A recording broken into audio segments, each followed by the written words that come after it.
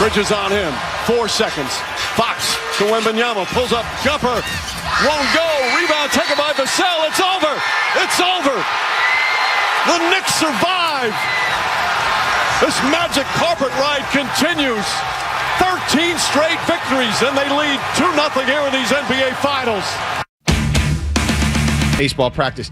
One of the main reasons I initially took this show, and Jim Louth, who makes the schedule, books things out way in advance. And one of the main reasons I took this shift today was because I was hoping to do it with Chris Gasper. We recently did a show. It was awesome. I was hoping to do it with Chris today. I wasn't sure if it'd be Jim, it'd be Chris. I didn't know what was going on. Obviously, it was devastating to hear the news about Chris. He offered an update on some health things he's dealing with. I wish him nothing but the best. Obviously, best of luck in treatment. It was just a bummer to hear that, and we're going to miss his coverage and his analysis and all the things he does for this station and beyond. So I just wanted to say, I was hoping to do a show with him. That's why I took this shift, largely. But since I'm here, I've got a lot to get to. First on the game last night, a lot to get to. Barstool Greeny is scheduled to join us at 11:35. I cannot wait for that. If you're strong enough to handle the truth about the Boston Celtics, please join us, okay? I'm sorry I've been right on this, but I've been right on this. I've been spot effing on this. Not just right. Spot on. I don't know what to tell you. I mean, that's the reality. And if the internet doesn't want to acknowledge that, fine. But that's the reality. Okay? I have nailed the Knicks analysis and the Celtics analysis. So if you want to join me for that, we can talk, we can chill. But I just have to talk about the game last night. And man, I can't help but think that the Spurs, I'm not going to call them frauds. They did a great job in that series, despite the fact that OKC was injured. If OKC wasn't injured, I don't think they win that series because they're not ready. They're not ready, and it's one of the principles that I live by in the NBA. You have to go through it and endure the hardships before you can win. I understand what Tim Duncan did, but he had David Robinson, and that was a largely veteran team, 99. It happens every so often. This team is too young. There are too many kids. Stephon Castle, who I love, was awful in game 2. Victor Wembanyama, who turned it around, was a mess in game 2 for large stretches. A mess. He was a mess in game 1. Cat has been dominating him. Okay, I want to clear something else up. I am not in any way, shape, or form a fan of the New York Knicks. I despise the New York Knicks. I was rooting hard against the Knicks last night. I don't want to see the Knicks win. I don't like the Knicks. I don't root for New York teams. I'm a Celtics fan. But the take is the take. And my analysis is based off of what I see. Okay? And since 2024, I've seen a team with a winning DNA finding ways to pull out victories late and doing things that the Celtics have had issues doing, whether you want to admit it or not. I'm sorry that that's the correct analysis, but it is. I'm sorry. I don't play the games. I watch them, and I know what I'm watching. You should too, because you watched it for 20 years, depending on how old you are. You should understand. And too many people don't. Wake the bleep up. Wake up. You don't understand. And the Spurs aren't ready. Okay? The Knicks are just too good. I cannot get over the amount of people here at this station who are so late to acknowledge how good they are, who still think the Celtics have more talent. Yes, Tatum and Brown, pound for pound, are probably more, they're probably better than Brunson and Towns, I guess. You could definitely make that argument. I wouldn't be prepared to make that argument in the here and now. You could make that argument. But in terms of the rest of the roster, you're nuts. You're nuts if you think the Celtics are Peyton Pritchard, Baylor Shireman, Jordan Walsh. You're going to take them over Anunoby, who is a baller, Bridges, who is a baller. Both those guys, long, athletic defenders. Hart can't score, still impacts the game every time he's out there. He's like a Dennis Rodman type of player for them. I mean, they are ballers. They are nasty. They play together. They play the right way. And by the way, you know what they have more than anything else? And Jalen Brunson was bad for large stretches of the game last night. He was bad. Bad. But they believe. Why? Why do they believe? They believe because of Jalen Brunson. Can you handle that? That's why they believe. Because they know no matter what, Brunson's MO is to bail their ass out late and to get it done in the fourth. And he did it again. It wasn't pretty. His game, by and large, was not it was not a good game. But when it mattered most, he hit the most difficult shot probably of the night for him. A beautiful, smooth, fading away swish, and then hit the free throw, even though he missed one, hit the free throw that won the game. Whether you like it or not. Got the steal, hit the free throw that won the game. I know it was a giveaway, a brutal end of the game scenario for the Spurs and Wemby in particular. And Castle, too. This happens in old man basketball, especially if you're the point guard. You can't just turn your head. You have to be sure that that ball's not coming to you. And Castle just turned his head, started running up the court. Unacceptable. And Wemby, too. You can't throw it until you're sure he's ready for the pass. Unacceptable. Absolutely unacceptable.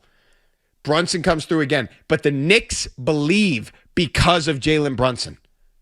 That's why they're playing with so much swag, so much confidence. That's why they're so productive. Their bench players, their role players, know no matter how Brunson's playing, when it matters most, he will show up.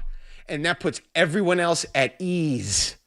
So if you're wondering why I'm not getting on Brunson as much for the game he played last night, it's because he's built up so much equity. So much equity in the late game moments, in the playoffs. He can afford to play like that because it doesn't affect the rest of his team.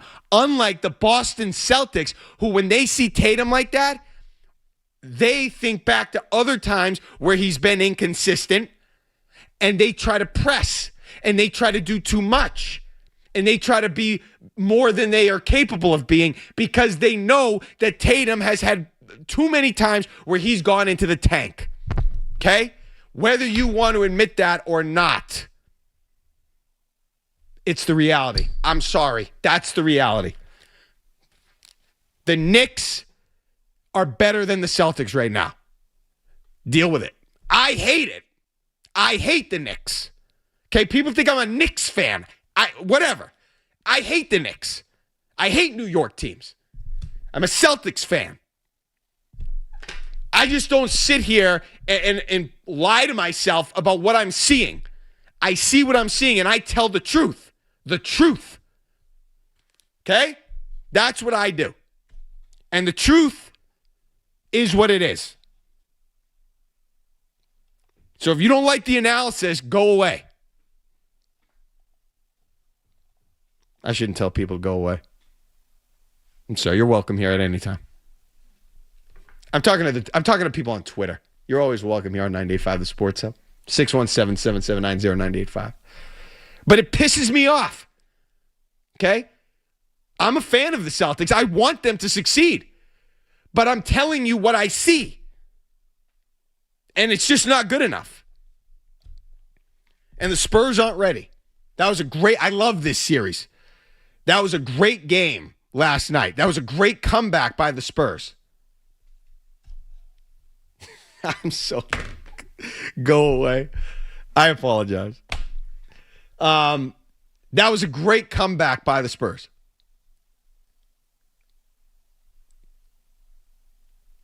But they couldn't finish.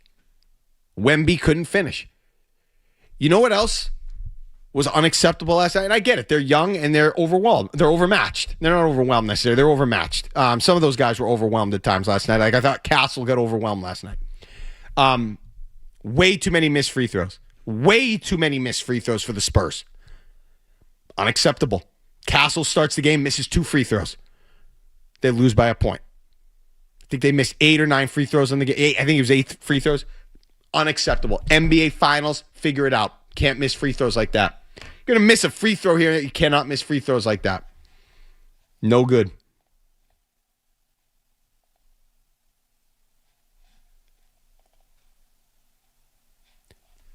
They're not ready. And that's fine. They're going to win championships. That's a great team. They've drafted well, all of the above. They're just not ready right now. And it lines up, okay, with every NBA team seemingly this century. You need to go through the trials and tribulations and lose before you can win. And now they're going through it.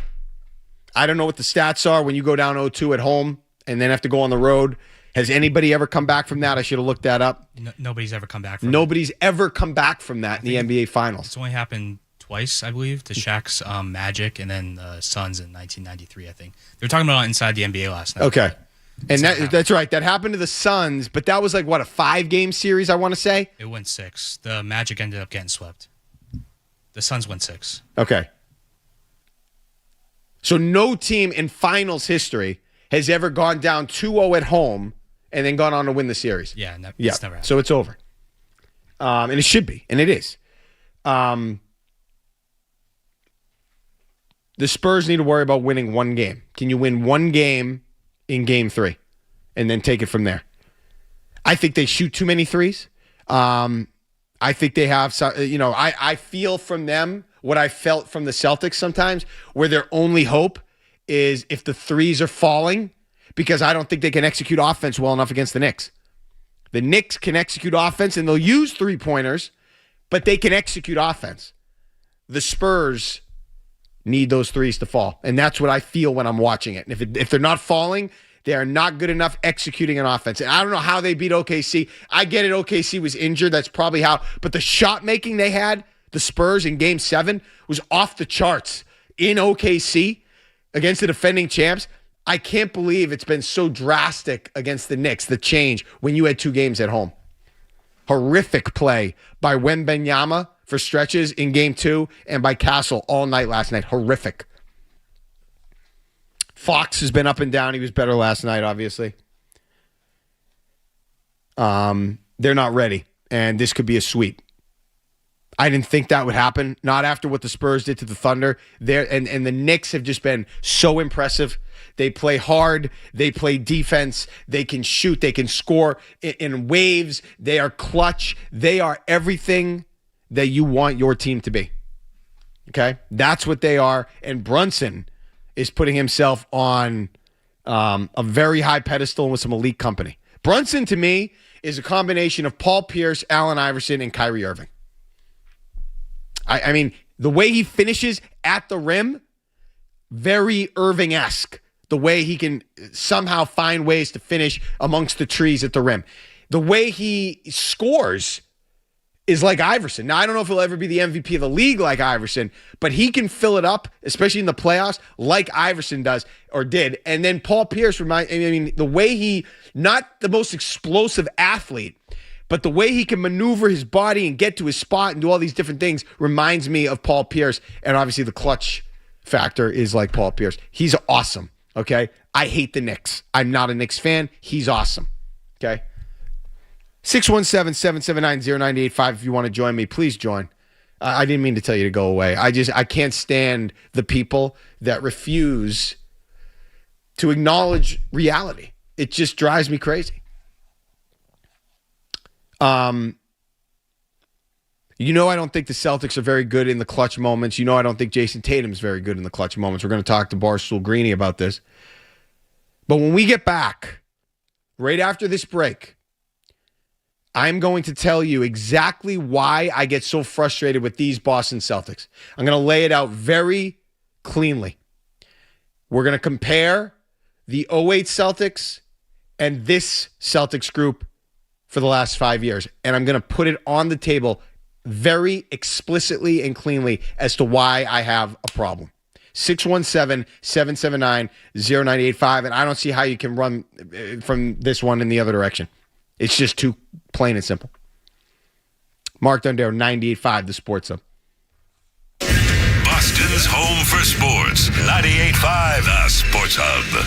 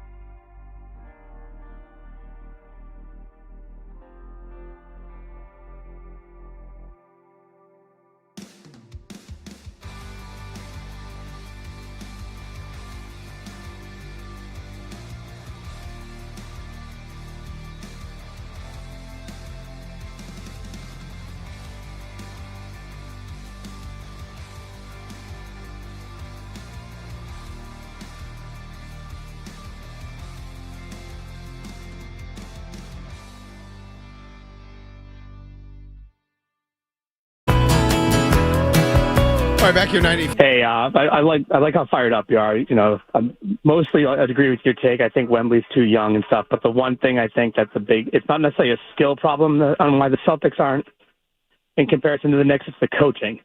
When the Knicks are down, they drive to the hoop. They get their 2 points. They get their 2 points. They get their 2 points, and they play defense. They don't sit there and shoot threes and say, oh, one of these will go in, one of these will go in. So I think that's more of a thing with the Knicks and why it makes them look so much better and why they can come back all these consistently in these games.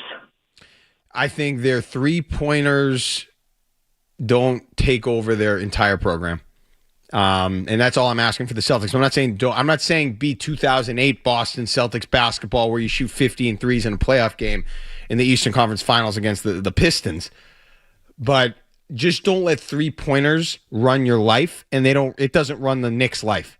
The Knicks use the three ball effectively, but it feels like it's always at the right time within the rhythm of the game, and it's never forced. And I'm not saying they never take a bad three or a bad shot. They do, but, I mean, they can do no wrong right now. Not right now. They are getting the roles. They're getting calls. They are getting performances. Bridges starting that game 4 from 3, and Anunoby is just clutch and awesome. That guy is so good.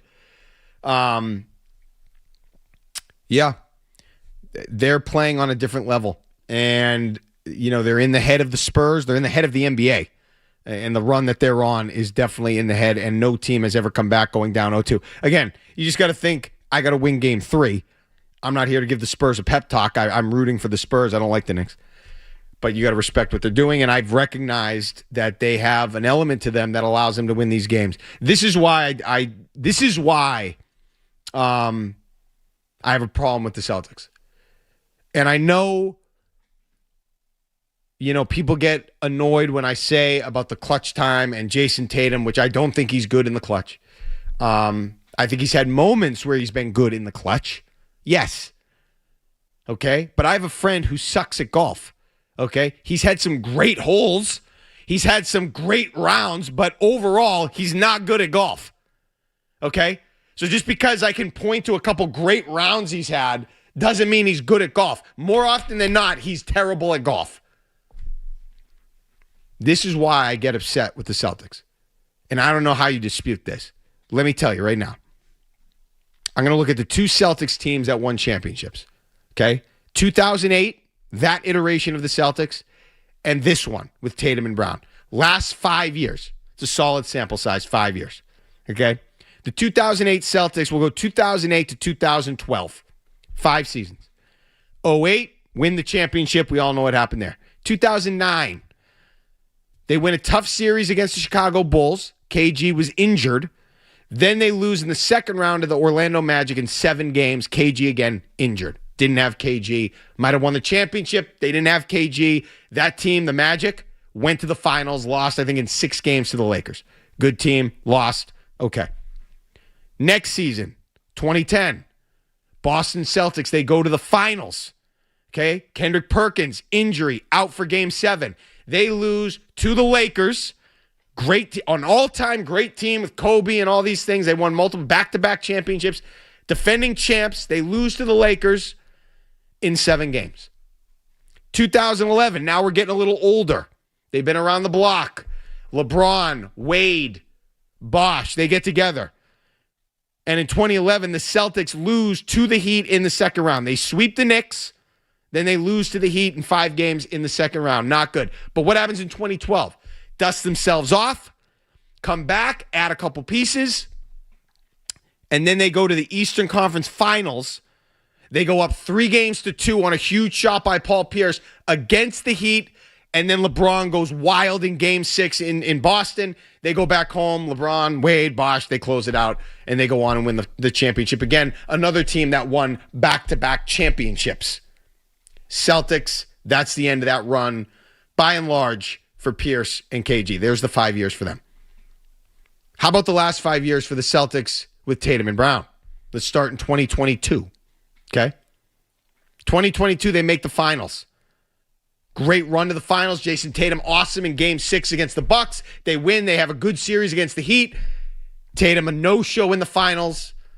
Doesn't play nearly as well. Was he injured? I don't know. But Kurt Schilling was injured in Game 6 in '04. Patrice Bergeron was injured in 2013 in Chicago. Tom Brady played the AFC Championship game with a lacerated hand. So guys get injured and you don't always notice it. But he might have been injured, whatever. They lost the finals. Okay, but they made the finals. Great step for this group. Great year. What happened the next year? Defending Eastern Conference champions in 2023 with home court advantage, playing a Miami Heat team that is definitively less talented than you. They go down 0-3 in the series. Now they force 7 games. Good on them, but then they lose game 7 at home. Unacceptable to go down 0-3 when you're the more talented team. Not in the NBA. Cannot happen. 2 games of those 3 at home and you go down 0-3. Unacceptable. Can't happen. Okay, 2024, win the finals. Now, did guys get hurt? Whatever. I don't care. It wasn't in the most difficult path. I don't care. They won the finals. But, Jason Tatum makes the All-NBA first team. He doesn't win conference MVP in the East Finals or NBA Finals MVP. You won't see a guy that makes first team All-NBA and then go on to win the championship in the same season, not win conference finals MVP or NBA Finals MVP for 25 years or more. That will never happen again. That's unprecedented. They might have screwed him, the media, whatever. He didn't win either award. Okay, but they won the championship. Good. Coming back after the championship season, Knicks at home, second round. You blow 2 20-point leads, again, at home as a defending champion and go on to lose the series in 6 games. Unacceptable. So 2 times in 4 years, you've had unacceptable things happen. Explosively unacceptable events happen. And then this year, 2026, for the first time in franchise history, they blow a 3-1 series lead with home court advantage to the Sixers. Unprecedented. Unacceptable. That is my problem with this group. The '08 Celtics, they played to their level. Did they always win? No, they blew 3-2 leads. They had bad moments, bad games, but they always, all 5 years, to their level. When they lost, they probably should have lost. The team they were playing was a little bit better. They never lost when they were the more talented team. They lost when the team they were playing was probably a little bit better, a little bit younger, a little bit more athletic. This team, this iteration of the Celtics, way too many unacceptable moments and lack of consistency. Way too often. That's the problem I have with this group. And there's something wrong with it. I don't know what it is. I don't know how you fix it. I mean, I have my ideas, my theories. That's the problem I have with this group. Too much inconsistency versus what we saw from the KG Pierce, Ray Allen Celtics. Never inconsistent. Didn't always win. Wasn't always great. Had bad games. They couldn't score down the stretch. They had Pierce, they had KG. They couldn't score down the stretch of Game 7 against the Lakers in 2010. It was bad. But they never had these unacceptable, explosive disasters like we see with this team. Even though they've had great moments, championship moments, clutch moments at times, too many unacceptable disasters for Tatum and Brown, these all NBA level guys. Too many, too often. I rest my case, Your Honor. And when we get back, we will talk to Barstool Greeny, 98.5 The Sports Hub. Boston's home for sports, 98.5 The Sports Hub.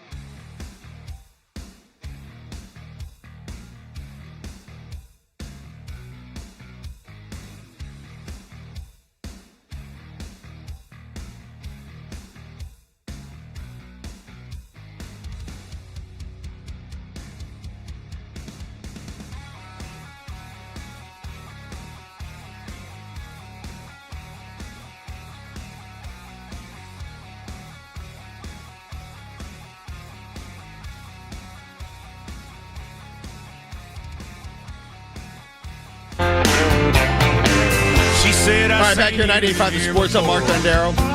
And we are now joined by Barstool Greeny, who I wildly enjoy my interactions with on Twitter, but I've never actually had a chance to connect with him. Greeny, how you doing, man? It's Mark Dondero.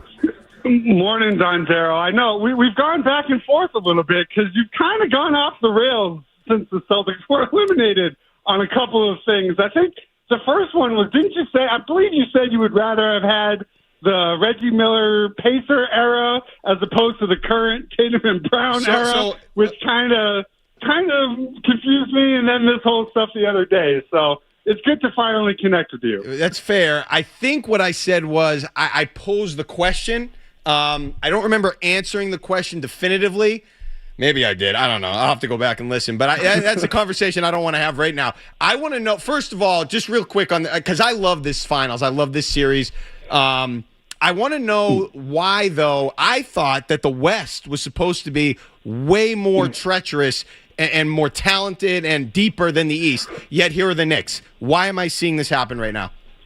Well, I think you're seeing a sort of the same mass psychosis that we had to deal with as Celtics fans heading into the 2024 finals. Remember when it was, they're finally playing a real team in the Mavericks. They've never seen anything like Luka and Kyrie. They're not going to know what to do with it because the Celtics had an easy path, right? It's the exact same thing people have been trying to say about the Knicks to discredit their run, when in reality, I think we're seeing if you're truly an elite team, it doesn't matter. You still have to be able to produce in that matchup, and I think people are they default to this idea that the West is this big bad conference where they play real basketball, when in reality, the elite teams in the East are just as good, if not better. And that was a legitimate run, despite what happened in the finals that the Mavericks made. I think did they beat the Thunder during that run? They obviously they beat the Thunder. I think they also made they had a great run, so it wasn't like they were there on a fluke, but it was very similar to the Spurs this time around, where they went through OKC, they went through the West. And people just, for whatever reason, refuse to accept what the Knicks are doing when it's been right in front of their face for 2 months, just like we saw in 2024. Okay, so now I want to ask you this. I remember back, in 2002, and it was, you'll remember, it was a lot of fun, that run, and it was the Celtics versus the Nets, Eastern Conference Finals. You remember the comeback? I think that was Game 3, a blast. But with all that happening, you kind of knew that Celtics team certainly wasn't on the same level as the Lakers, probably wasn't on the same level as the Nets, and I think the Nets won the series in 6 games, despite the fact that it was a lot of fun and they had a successful run through that playoffs. I don't think that the Celtics, as currently constituted, these Celtics, are on the same level or tier as the Knicks, the Thunder, or the Spurs. Do you agree with that? Why or why not? I mean, as the roster was that we saw this year, probably not. But this is part of their transition process. I think that doesn't sort of absolve them from their horrific franchise, embarrassing 3-1 collapse. But if you have to look at this decade, and they're in the same sort of cycle that we've seen with every previous champion. The 2020 Lakers won in the bubble. What happened? They had to make financial decisions. They let Caruso walk. They had injuries in their ensuing seasons. They never got back. The next year, Milwaukee, same thing, right? They loaded up, brought in Jrue Holiday, won the title. Then they lost in the second round to you in 2022. And then the first round in 2023, they shipped off Middleton. They're now retooling. The Nuggets, same thing. They loaded up, won a championship. Now they've lost in the second and first round. This is just the cycle that this era of NBA basketball produces. The Celtics loaded up, had their 2-year run, and are now in their swing of retooling it. And with that, you're going to be, levels below teams like the Knicks, who are now in their sort of load-up run, but they have decisions to make this summer on Mitchell Robinson. The Thunder now have to make decisions on Hartenstein and Lou Dort. This is, I think, we have to recalibrate our brains that the NBA doesn't operate like it did when you and I were growing up in the mid-2000s. It's not a dynasty best player league. It's more, you load up, you take a swing, and then you have to recalibrate. Sure. And I remember, just for some research I was watching a 2008, one of the games during that run there. It was the Eastern Conference Finals, game 5, game 3, whatever it was. They shot 1-3, the Celtics did, in the first quarter, 15 in the game. I mean, it's a different world now. I get that. But it was just, amazing to watch Rondo penetrate, dish, KG, elbow jump. I mean, you just don't see the consistent two-pointers like he did back then. But that's beside the point. Okay, you know what my takes are. You know that I don't think Jason Tatum is good enough in clutch moments. You know I don't think the Celtics are good enough in clutch moments. And that I think they take too many threes and live and die by that culture too explosively. Which take of mine do you disagree with most? Which is the worst one that you think I have? Okay. All right. So there's a couple of things here. So the first, I think, is your Tatum take, just because statistically in his career, he is legitimately the second most efficient game-winning shot, end-of-game scorer, clutch scorer in NBA history. Like, that's just a definitive fact. I think the fact that he has had so many moments sort of clouds your impression of him, like he somehow isn't, like you can point to like the Knicks series last year where he threw those plays away, right? Those were horrific. But that doesn't negate the decades-long experience, examples we have of him doing it both at home and on the road. And I think we can agree no team and no player is going to come through every single time, because look at Jalen Brunson last night, right? He was horrific in that fourth quarter. Missed the game-winning jumper, missed the free throw, missed the layup late, was a -8 last night. But I would still consider him to be a pretty clutch player, and I think you would too. So I just think a lot of it is maybe you are just trying to troll Celtics fans or something, but just like from what we've seen, and then statistically, there's just no merit to suggest that he's not an elite end-of-game player, even knowing that he makes mistakes. We're going to disagree. So first of all, I don't troll. I don't do anything to troll. I'll tell you how I feel, and if it's wrong, it's wrong, but I'm not going to say something that I don't believe.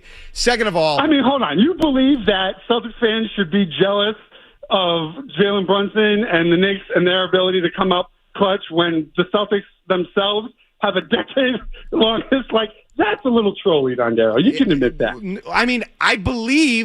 I'm jealous of the Knicks. I don't know what you want me to say. I'm jealous of what they're doing right now, and not just what they're doing, how they're doing it and how they win, what their DNA is. I'm jealous of how they're looked upon. They're gritty, they're clutch, they get it done when it matters, and Brunson gets it done. I miss a guy that you fear late in the game, Brady, Ortiz. Obviously, he's not on their level, Brunson, but he's feared late in the game. I don't think Jason Tatum is feared late in games. I just don't.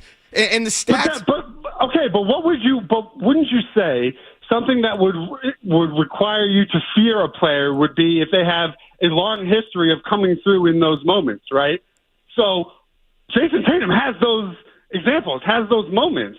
So I can't tell you that you have to fear him. I just say if you use the same criteria as to why you would maybe fear someone like Brunson, there's no logical explanation to say, oh, well, I don't think this way about Tatum, despite him having all these examples coming through in the biggest moments, in the finals, in the conference finals.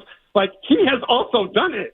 He has. He has done it. But my counter to that is that he also has explosive moments that go the other way. And he's the best player on the team, Greeny. So when they go down 0-3 to the Heat in 23, when they're the more talented team, that's got to fall on Tatum. And when they lose 20-point leads to the Knicks at home as defending champs, that's Tatum's, response. Tatum needs to be the one to end those runs. I agree with you. And I agree with you there. I would also say there's more factors that went into those losses, but I agree, as the best player, you own the highs and you own the lows. I would also just say we saw Jalen Brunson throw a game away earlier this postseason. We just saw him last night not really come through in the clutch like you would want, and he got saved by Wembanyama throwing the ball off Castle's back. Sure. So it's like every team has these moments, and I think when you look at their collapse against the Heat, a lot of that was, not necessarily Jason Tatum not being in the clutch it was a complete underperformance by everyone, from the players to the coaching staff, all of it.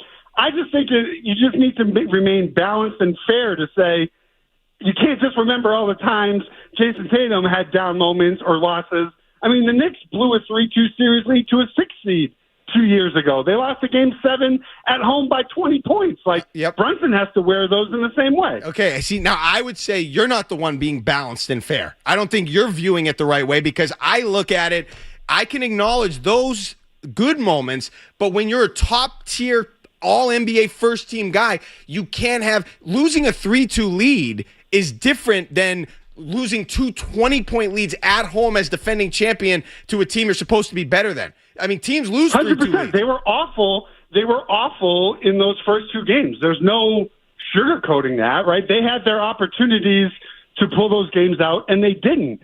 But that's also sports, right? Like, nothing is ever just done on paper or done in betting odds. It's about who executes in their moment. In those moments, they didn't. But that doesn't negate the other times where they did. It's just you take it all into account and say, okay, I trust him in this moment because he's done it, but there's also situations where he has to be better in those moments. I think that's a fair balance. So just personally, forget about all the analysis and your expertise. When you're watching a game, do you feel good about the Celtics down the stretch of a big game when it's close? You feel like they're going to pull this one out?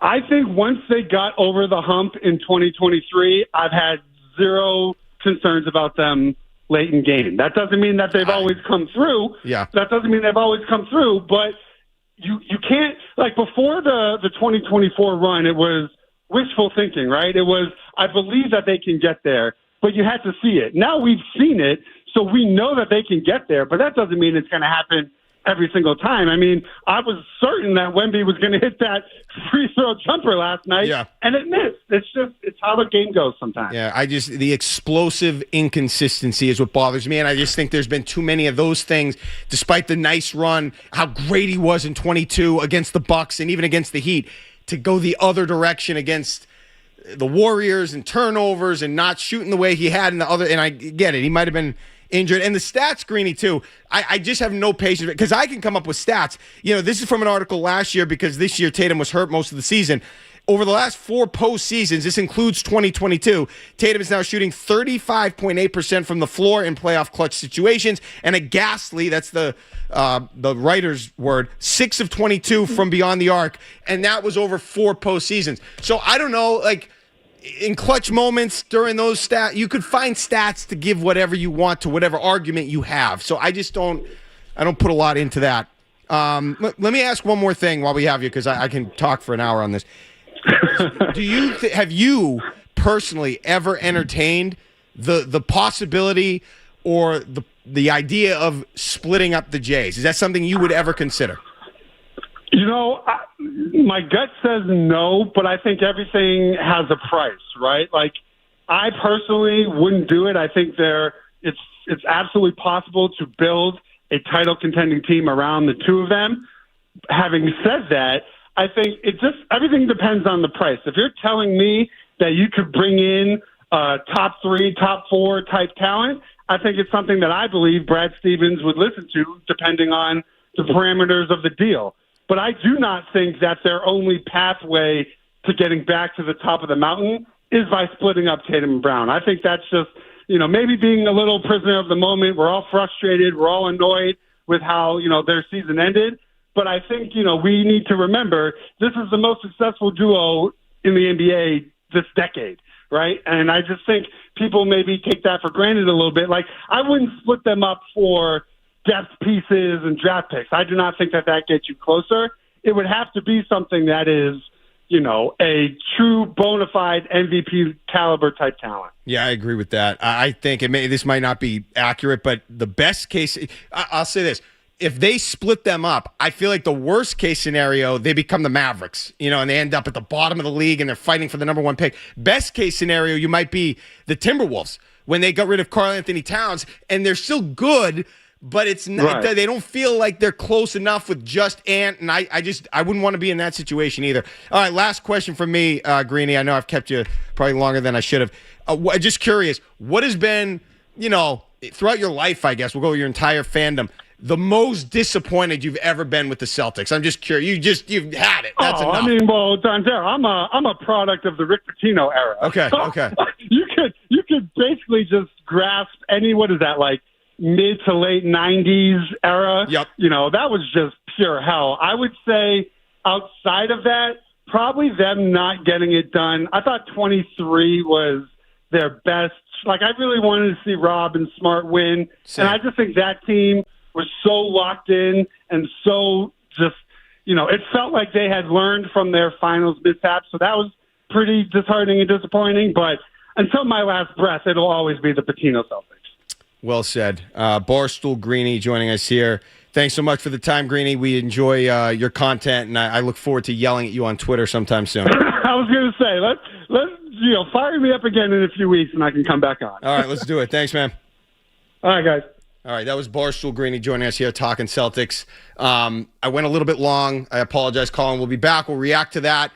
More on the finals. I also have some things to say on the Red Sox. Something I haven't heard yet either on the Red Sox that I thought of while reading Dan Shaughnessy this morning. I'm going to talk about that. And obviously, A.J. Brown is a Patriot. That's a big deal. Mark Dondero, 98.5, the Sports Hub. Boston's home for sports. 98.5, the Sports Hub. Not sure how to ask for help for your problem gambling? Try hello. Hey. Hi. Howdy.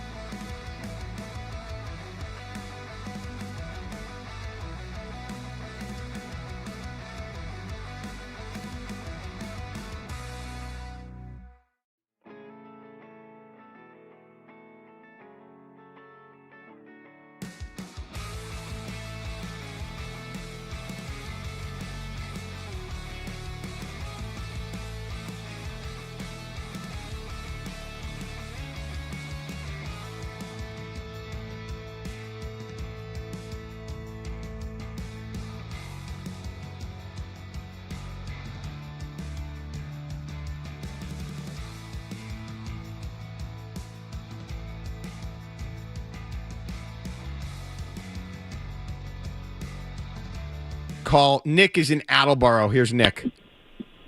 Hey, Mark, huge fan of you. I'm glad to hear you're on tonight. Just real quick, I agree with most of your takes that you had. I agree. I think I get nervous at the end of games when they're close.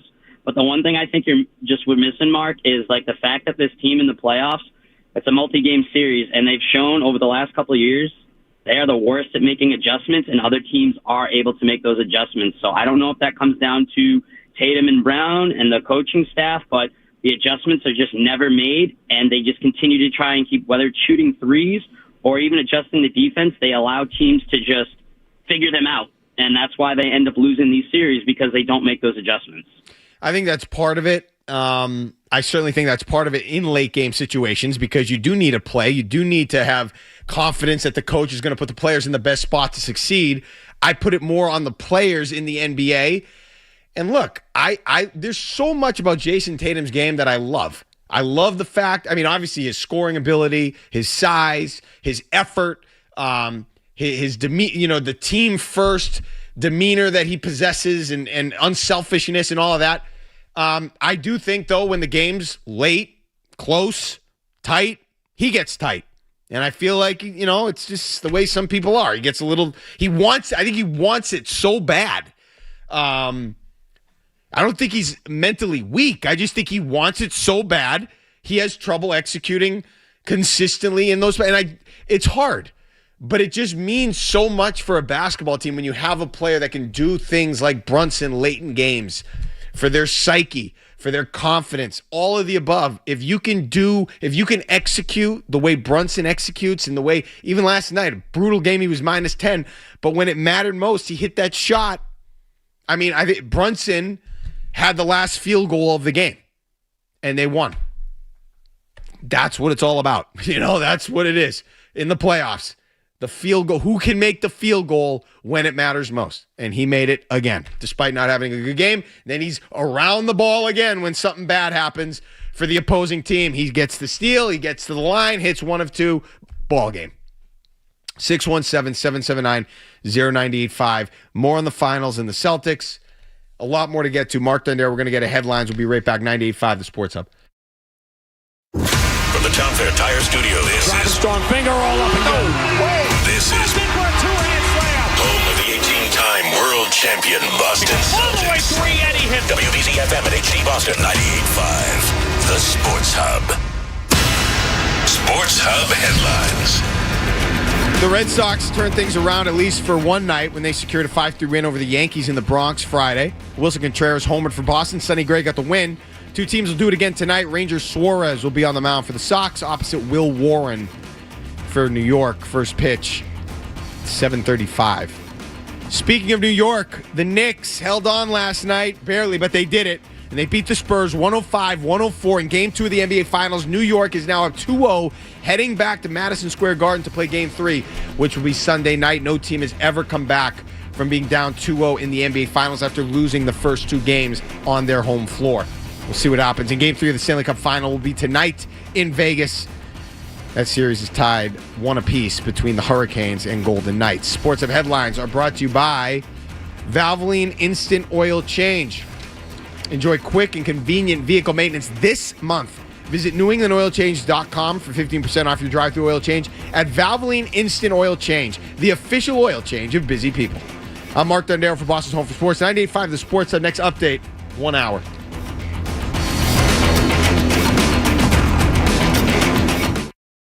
The Sports Hub. 3 legendary franchises on one legendary radio station.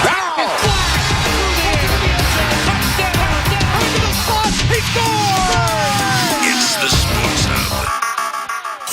In this town, sports happens 24/7. We're Boston's home for sports. 98.5 The Sports. 98.5 if you want to get in on it. I didn't ask Greeny this, but we had enough to discuss. Where do you start talking about in terms of the Knicks being an all-time great team? This run is got to be I think the 2001 Lakers, if I remember right, the only game they lost during the entire playoffs was the Iverson step-over game, Game 1 of the finals. which is a great game, one of my favorite NBA games of all time. But this run, the way they have killed teams, dominated teams, going all the way back to what they did against Atlanta when they were up like 72-20 in the second quarter. Almost drove off the road when I saw that on the satellite, on the radio. You got to put them in some conversation, if not one of the greatest teams of all time, one of the greatest runs of all time. It's not like they've beaten absolute garbage. The Cavs were legit. There was a team. The Sixers beat the Celtics, came back from down 3-1 to do it. That's a legit accomplishment. And the Knicks just missed them like they were a high school varsity team. Tom's in the car. Hey, Tom. Hey, Mark, quick comment, and I'll listen to your thoughts. I go back to like the Brad Stevens era where they always had like these nice little comebacks, great inbound plays, great sets to get them back in the game. When's the last time you ever said that was a great set by Joe Mazzulla? He runs nothing, and that's part of the problem why Tatum doesn't seem like he plays clutch. There's just no structure to anything they're trying to do. Thank you. Well, I think Joe Mazzulla has offered little support, if any, for Jason Tatum and his ability to thrive in clutch moments. I don't think they coach it. I don't know. I don't know if anybody's ever asked Joe Mazzulla that. I've never interviewed Joe Mazzulla. I would ask him that. I don't know why they've never asked that, but I never hear it. I don't think he's helped. He certainly hasn't helped X's and O's wise, I don't think. I think Joe Mazzulla does a lot of good things. I think Joe Mazzulla is extremely effective in galvanizing the locker room. I think his stars enjoy playing for him, which, don't get me wrong, is a huge, huge component to this NBA basketball. What NBA basketball is nowadays. I think he's good at that. I think he's got a little Phil Jackson in him in that regard, in terms of getting the team to buy in and play as one and buy into the culture and being a team and all those things. That's where the Phil Jackson comparisons end. But I do think in terms of promoting the unity of the team and making the stars happy, I think he's good at that. X's and O's, end of game, set play, out of a timeout, but no. And I don't think he's done enough. Again, I've been... For 4 years, I've been talking about Tatum and end-of-game execution and how clunky it looks and all these different things, and he has not helped remedy that situation at all, based on what I've seen. The stats can say what the stats say. I watch the games. I know what I see. I know how I feel, and I watch it unfold. It's not good enough. It doesn't look right, and it usually doesn't end up well. Connor's in Reading. Hey, Connor. Yeah, I kind of agree with what most of you're saying about Jason Tatum not being clutch. Like, I disagree, but that's neither here nor there. I kind of feel like you're giving Jaylen Brown the benefit of the doubt. Tatum gets hurt Game 7, 2023 against the Heat. Jaylen Brown was awful. He had like 8 turnovers. This year, Jaylen Brown, terrible. He was the best player on the team this year. It was his team this year. Said, I'm not going to make myself small again. It was my favorite season, blah, blah, blah. And he was awful. They blew a 3-1 lead, and that's on him. Connor's right. Connor's absolutely right. I'll tell you why, Connor, I give him the benefit of the doubt isn't probably the right way to say it. A pass is probably more of what it is. I'm not saying I'm right to do it. I'm not. I shouldn't. You're right. But he is not the best player on the team. I think that's a fact, just based on accolades. Jason Tatum has been, the first team All-NBA selection that the Celtics have had multiple times. Brown has never made first team All-NBA. Should have this year, but didn't. So he's never made it. So whatever. And on top of not being the best player on the team, Tatum's better. He also, in the run to the championship, was the Eastern Conference Finals and NBA Finals MVP and hit the shot in Game 3 that put them over the top late against the Mavericks. The field goal, the jumper from the free throw line. He hit the shot in Game 1 against Indiana, the three-pointer hanging in the air. He did it, and they won the championship, and he was MVP. And he's not the best player. When you're the best player, and we live in a post-Michael Jordan world, fair or not, you are held to a standard that everybody is judged upon, and those late-game moments mean a lot more, okay? Good or bad. When you don't come through, it means a lot. So, that took legacy-wise, Wemby took a hit last night. Missing that shot and turning it over, that will be on his resume going forward. Explosively on his resume. And if he can't figure it out or bounce back and come up big in that moment in another game in this series or going, forward, that's going to be something that begins to define him. Whether you like it or not, that's a huge spot. He's a top player, the face of the league, people are telling me. And to do something like that, turn it over and then miss the shot that would have won the game, not just won the game, would have saved the series. They're going to lose the series now because he missed that shot. Matt is in Rhode Island. Hey, Matt. Hey, Mark. Barstool Green had you up against the roast, but you battled back. It was a great interview. Now, I know you've been on the Knicks for a little while, but I gotta reel you back on this, buddy. Like, all-time great teams. I think what you're seeing here is they have good players. Jalen Brunson's a great point guard. He knows when to score. He knows when to facilitate. And it's a point of philosophy, team philosophy. Like, you're seeing what the Celtics could easily do if they weren't launching 63 pointers and they got a good solid point guard. But I don't think all-time great they even register on any chart. Thanks, Mark. Have a good day. Thanks, Matt. Listen, that's fine. If that's your opinion, that's fine. I'm not saying you're incorrect. But I think the New York Knicks, based on their performance this postseason, they've earned themselves into that discussion. Now, the answer, I would say also, is no. I don't think they're an all-time great team. I would answer that as no. But based on what they've done and how they've done it in these playoffs, and we'll see how the finals plays out, I think they've earned their way into at least asking that question, don't you?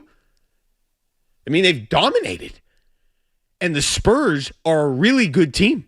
The Spurs, I get it, OKC injured, they dominated in that Game 7 large stretches and won at OKC.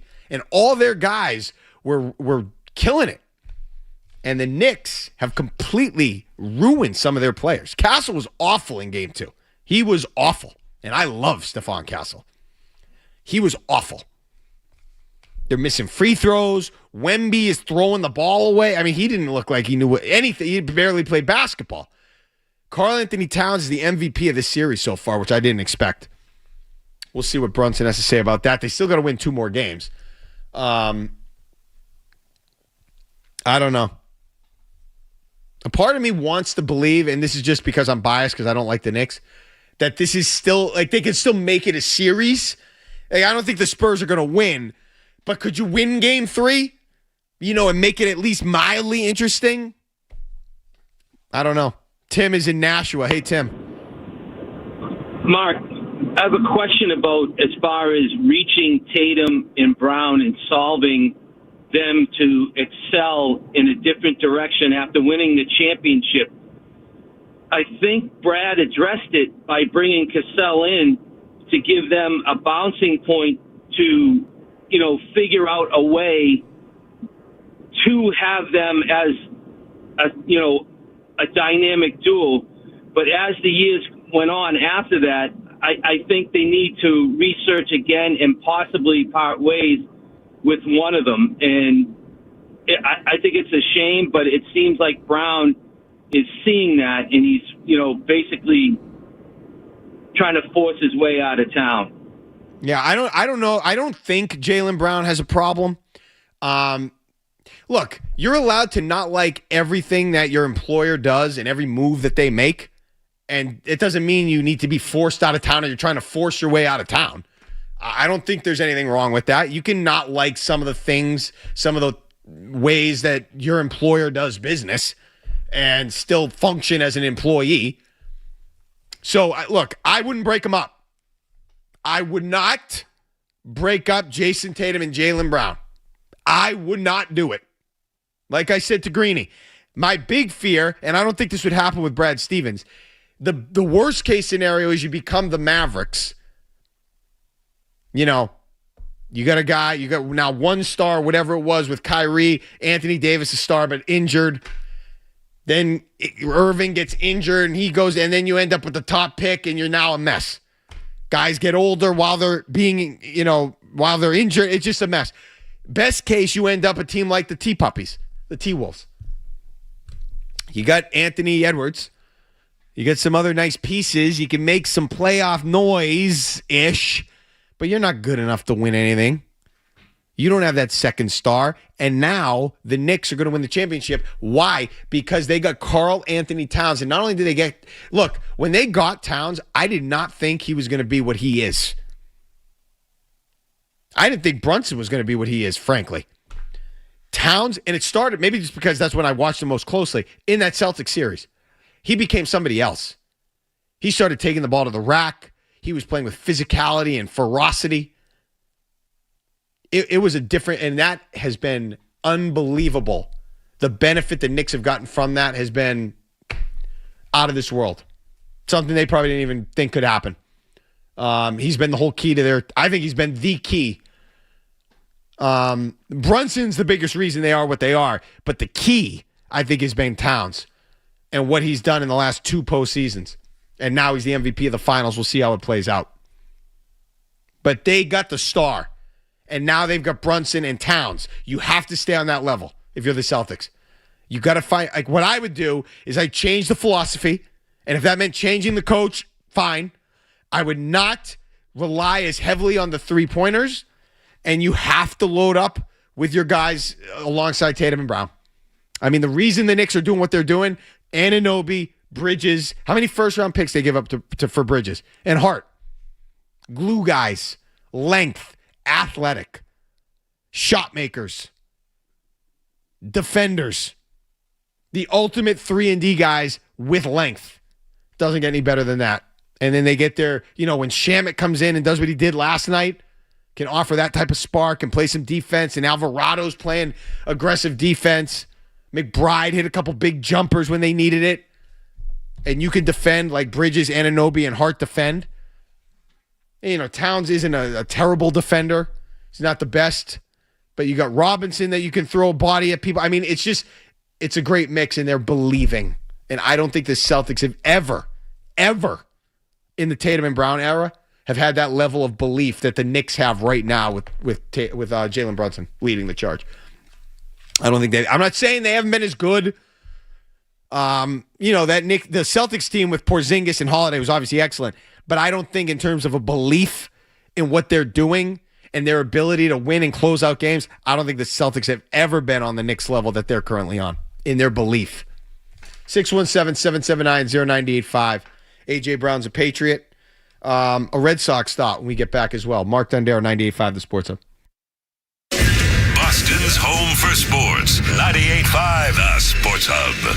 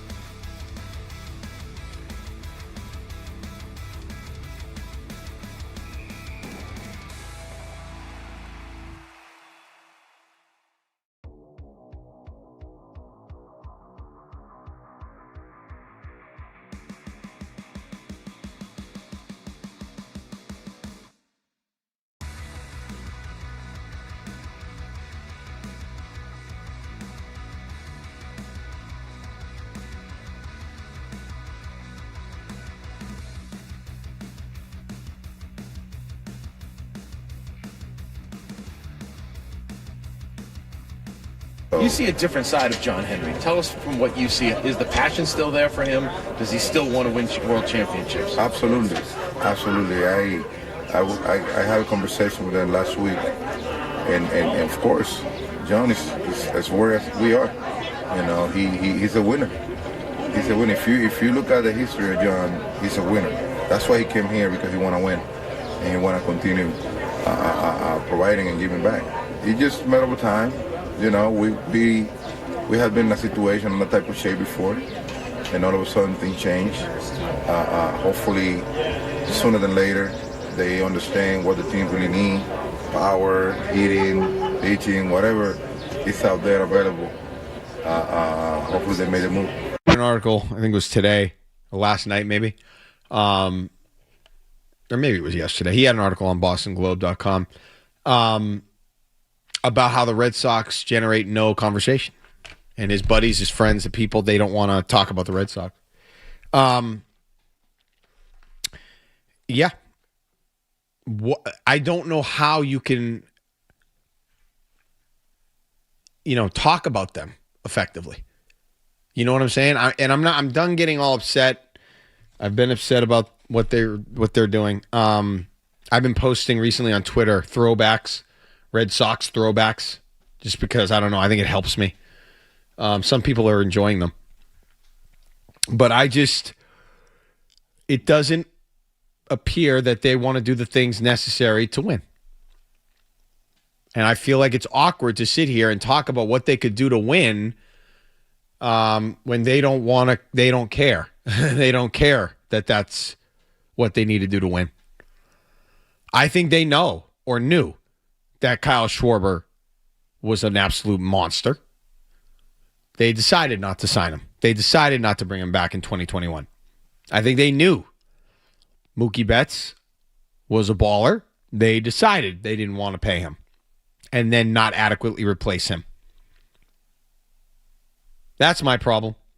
So it's legitimately awkward for me when I listen to Maz, when I listen to Jared or the Baseball Hour or any conversation associated with the Red Sox, and the narrative shifts towards, well, what could they do?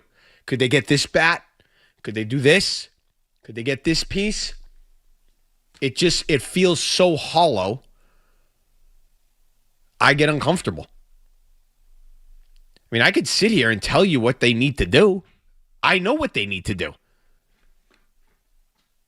I don't see the point in doing that, though, because they don't want to do what they need to do. They want to do what they want to do on their terms. I don't know how else to categorize it. Because they don't want, and it's right there in front of them with what we've seen out of the Dodgers in recent years, with what we've seen out of some of these teams at the trade deadline and how they attack. And now the Red Sox are terrible at home. What's up with that? There's another layer. I'm not saying I don't think people are acknowledging that that's a big story, but I think that's a massive story. I don't know what IKF was referring to in his comments the other day exactly, but I feel like whatever he was referring to is a massive story.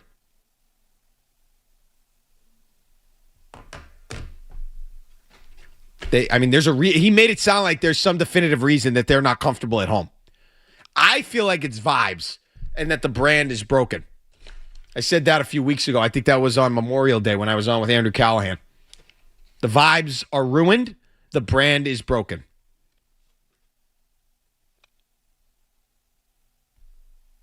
Why are they so bad at home? He said, IKF did, that they are just more tight-knit on the road and that there are people around at home that make it uncomfortable. What does that mean? What could that possibly mean?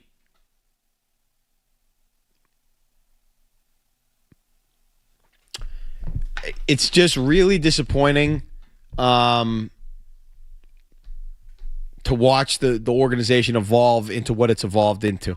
And to hear, I just think it's so disappointing to hear the narrative, hear the commentary, and just look at what it's become. Based on what they were. And a guy that led this team to 4 championships, to fall this far, this fast, is really just, it's disappointing in all facets. That guy, and Henry has said as much recently. Whatever conference he was at or podcast he was on or something, that he thought or he was told that if you win the championship with the Red Sox, you never buy another drink again. Well, there's a very specific reason why people have turned on him. And it's something that David Ortiz didn't grasp either when he talked to Rochi. Okay? What fans don't like is how the organization has shifted their philosophy. That's what fans have been turned off to. Simple as that. They have not done...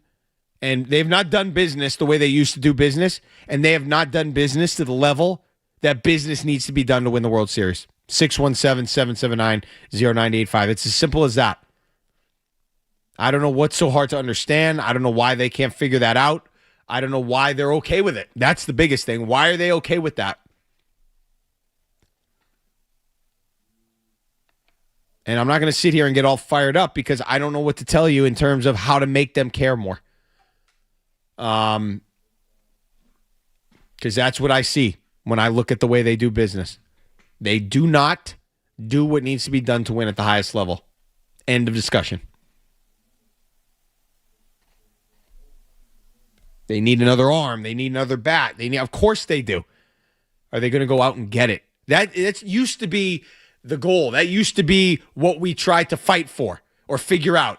How can they be better? Gosh, I remember 2004, listening to the Big O, mowing the lawn, my summer job or whatever it was, and I just ate it up. They just hours of talk on what they need to add. They're close, but what can they add? What can they tweak to get over the hump? Oh, it was great, and that was right before the trade deadline. Nobody thought Nomar was going. They were actually trying to figure out what they needed to do. What they needed to do to get over the hump and win.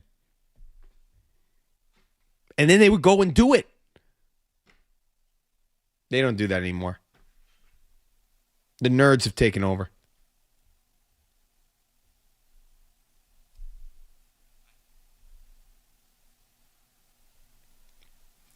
(617-779-0985). That's a big part of what's happened here, that John Henry has bought into all this and allowed this to happen. I have some thoughts on that. Let's go to break. When we get back, I have a lot of thoughts on that, and we're going to hear another comment from David Ortiz that I think this is where he gets it wrong. And this is the most important thing, I think, that's related to the Red Sox and what they've become. We'll get to that. Mark Dondero, 98.5 The Sports Hub.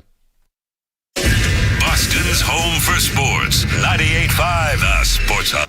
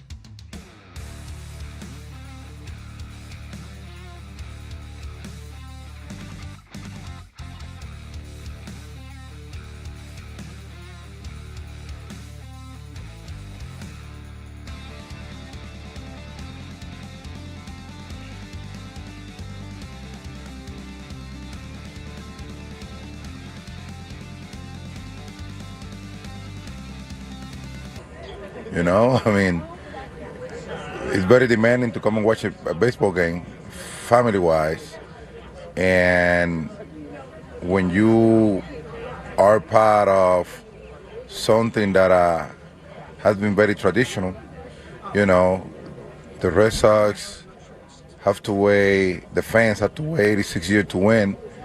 All of a sudden, 2 decades come through, 4 championships, expecting more. And remember, the adult coming to the game now, they were the kids 20 years ago. So those kids got used to winning. You know what I'm saying? So they expecting that to happen. But on the other hand, the front office, Fenway Sport Group, our boss, John Henry, he always found a way to get the fans. It's not about being spoiled. I disagree with Poppy in that regard. This is not about being spoiled. I mean, maybe a little bit is about being spoiled. But the reason people have such a distaste for John Henry isn't because he can't win the World Series. It's because he's changed his approach so vehemently that we can all see he doesn't try or spend or do the things he used to do that got the Red Sox the World Series. That's why people are pissed. Carl Crawford, Adrian Gonzalez, Pablo Sandoval. That's why people are pissed. That move was a disaster. Didn't work out whatsoever, but they went for it. They were trying. They were going all in. They don't do that anymore. We can live with not succeeding. Losing in the ALCS, losing in the World Series, trying but not failing. I can live with that.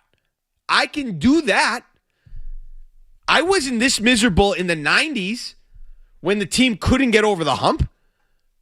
When I thought they were doing everything possible to win, I just don't think they had it figured out back then. I think they were trying to figure out what it takes. And then eventually, thanks to people like Dan Duquette, and obviously, Theo Epstein and then the new ownership group that came in, they all figured it out eventually where it was, hey, Dan Duquette, we can go out and get Pedro Martinez? Oh, bleep. We can do that. All right. All of a sudden now you're in the playoffs every year. You're not winning, but you're in the playoffs every year. What's up, George? You're in the playoffs every year. 98, 99, they were in the playoffs. Then it's okay, now we can add Manny Ramirez. Now we can add pieces, that guys who are stars, and we can keep this thing going. Now, did they get a little lucky with David Ortiz? Sure. But they added Schilling that got them over the hump. And then by that point, they had it figured out. We can add talent. We can add stars to get us to where we want to go. Where the Red Sox, we make the money. Fenway Park's still full. They can still make money. They still make money. They just have decided they're not going to go after the stars like they used to. They figured out what needed to be done and have since turned away from it. That's why people are pissed, David. They're not pissed because we're spoiled and impatient and just want to win. Why can't they win? That's not what this is. We're annoyed that they have changed every way they used to approach the game. Dan is in the car. Hey, Dan. Hey, what's going on? What's up, man? So, I'm not a huge Red Sox fan. I'm a Red Sox fan, but I'm not, and I'm much more a Bruins fan. And there's so many parallels with the Bruins to this. But I actually, not only has Henry changed his approach, wherever he's getting his advice in terms of spending, not spending, who to look for. I mean, I've got family in New York, and they laugh at this team. They laugh at the fact that they will not. Henry does not want to spend the money. I don't think it's that he doesn't know what to do or anything like that. He's the fact that our own fan base is chanting "sell the team," right? Like enough. That should be a clue to him. I need to turn things around. And right now, Fenway's full. Yeah. But eventually people are going to become so frustrated at paying for a product that really is so subpar. And I just wonder how much longer it's going to take for that to happen before he decides to go back to the way things used to be. I'm one of those that grew up, when I was younger, they won in 04, they won in 07. I loved it, but I remember what they were like in the 90s. This is not about being spoiled, but this is most certainly about wherever he's getting his advice or whatever his thought process is so poor and so off task. I actually think that's what IKF is referring to. I think it's got more to do with upper level management, and that's why at home they're as bad as they are, because they're home and they have to deal with him. When they're on the road, maybe it's a little bit of a different story. Love to hear what you think. All right, that's a great call from Dan. A lot to get to. First of all, just on the IKF thing that he brought up, imagine if that's what it is. And I'm not saying he's wrong. It might be that. But can you imagine if that's what it is? This guy hasn't even been here that long. Isaiah Kiner Falefa. How long has he been here? Is this his first year in the Red Sox organization? Like, he hasn't even been here. And he's making a statement like that. And if it is about the ownership, I mean, there's a reason that they're not good at home. And I think it is culture related. But that's an incredible thing for a guy that's been here 27 minutes to say. What else did Dan say? I mean, there were a lot of good points he made. Back, like I said, in the 90s, I legitimately think they were trying to figure out how to win. They just didn't know, or it hadn't dawned on them that some of these things, these pieces to organizational prosperity were available to them, and then they started to spend the money, and they got to where they wanted to get to. They could go back to that, and I think what is frustrating Dan and everybody else, I think John Henry, I don't know this, but I think what happened was he looked at how business was being done across the league. He had some other interests come about to add to his portfolio. Looked at, we all know, dating back to before they started winning, that Moneyball was something that he, was interested in, had a soft spot for, however you want to classify it. Didn't he bring in Billy Beane for an interview before they hired Theo? Offered him a lot of money. We all saw the movie. He liked that way of doing business. And I think he thought people were stupid. I think he thought that people would kind of suck on the 4 championships for the rest of their lives, and if he could implement Moneyball into the organization and allow the Red Sox to do what the A's did in the early 2000s, when they were good and they were exciting at times and they made the playoffs when they were just fine, never won anything, but they were okay, people would be satisfied. Wrong. You couldn't have got that more wrong. It's ruined his legacy here. People aren't satisfied. What they did was they recognized that you had changed the way you used to do business, and now you don't do business, and things have gotten really bad. You don't spend the way you used to. You can't get to the level that you used. It's not about being spoiled and impatient. It's about their overall philosophical approach. Justin is in Lynn. Hey, Justin. Hey, Matt. It's Justin. I wanted to say one thing. It's an organizational philosophy with the Red Sox. That's the biggest problem for me. It's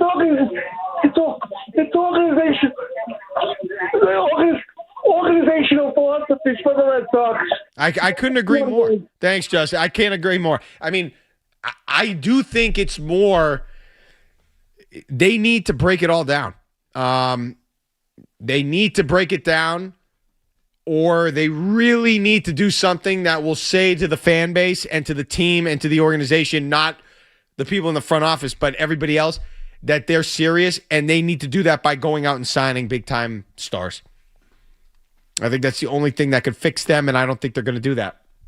And I don't mean signing a guy that's pretty good and then trading another star. If they go out and get Mike Trout, not that he'd even be the answer, and then trade Roman Anthony, that's not going to work. You have to, pair stars with each other. Rafael Devers should be on this team with Alex Bregman and Roman Anthony. That's the Boston Red Sox. That would be the Boston Red Sox. They had a chance to do that, and they turned away from that. Those are the moves the Boston Red Sox need to make. I'm going to tell you when we get back, and I thought of this when I read Dan Shaughnessy today. I think it was an article from yesterday. You want to know what would ruin this team? Nobody's talked about this. I think this would be what ruins this team and what would finally make ownership wake up. I'll tell you that next. Mark Dondero, 98.5 The Sports Hub. Boston's home for sports. 98.5 The Sports Hub. Dig into the 99 restaurants, $14.99 big deal meals. Available all day, every day.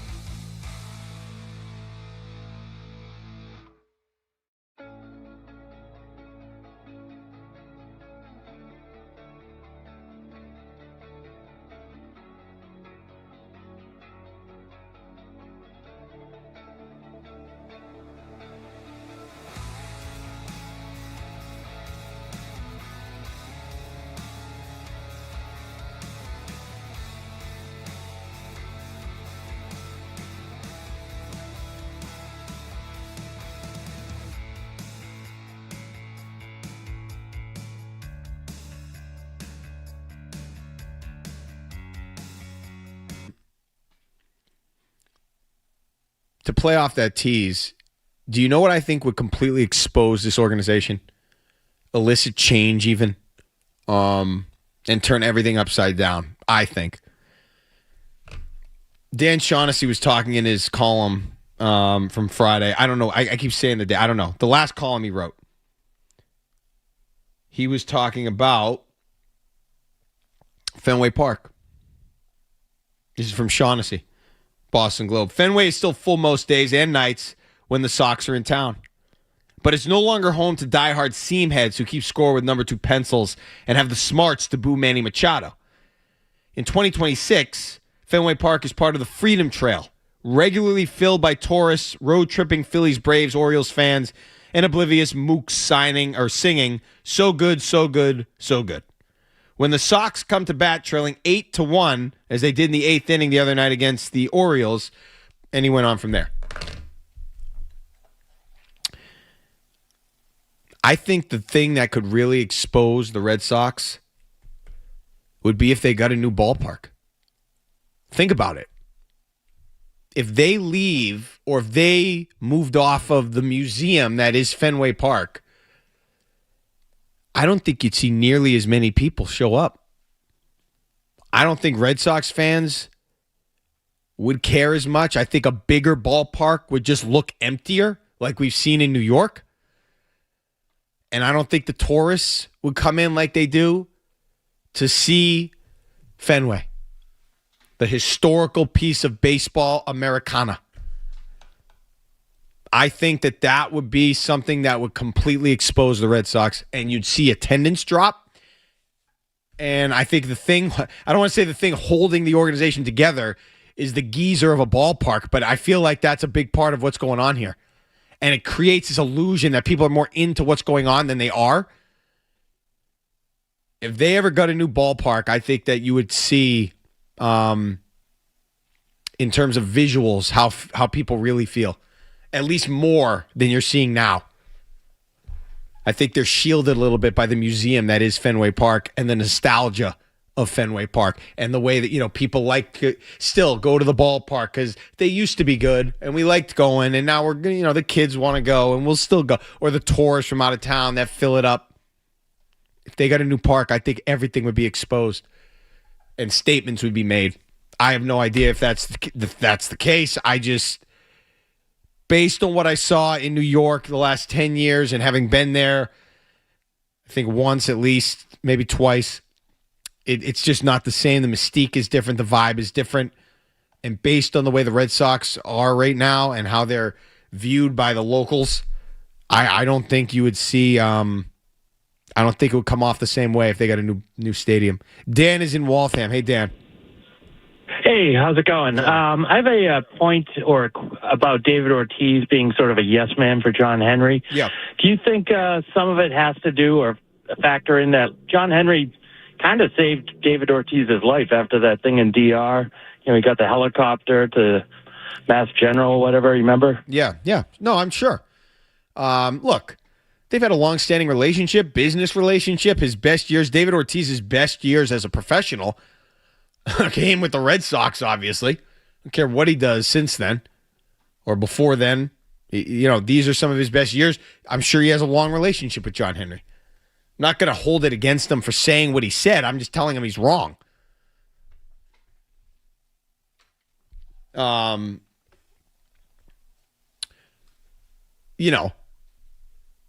tell you this.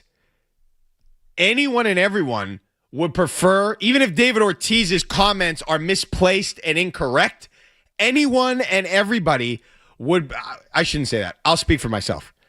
I would much prefer David Ortiz making comments like that and being misplaced and incorrect compared to what Tom Brady has become to the Patriots, owning another team, shady comments, weird beefs kind of or not, or we don't know. And I don't like where that's gone that much. And I do think that despite the fact David Ortiz, I disagree with what he said and don't share that vision that he has, I know I would take that more than what Brady has offered.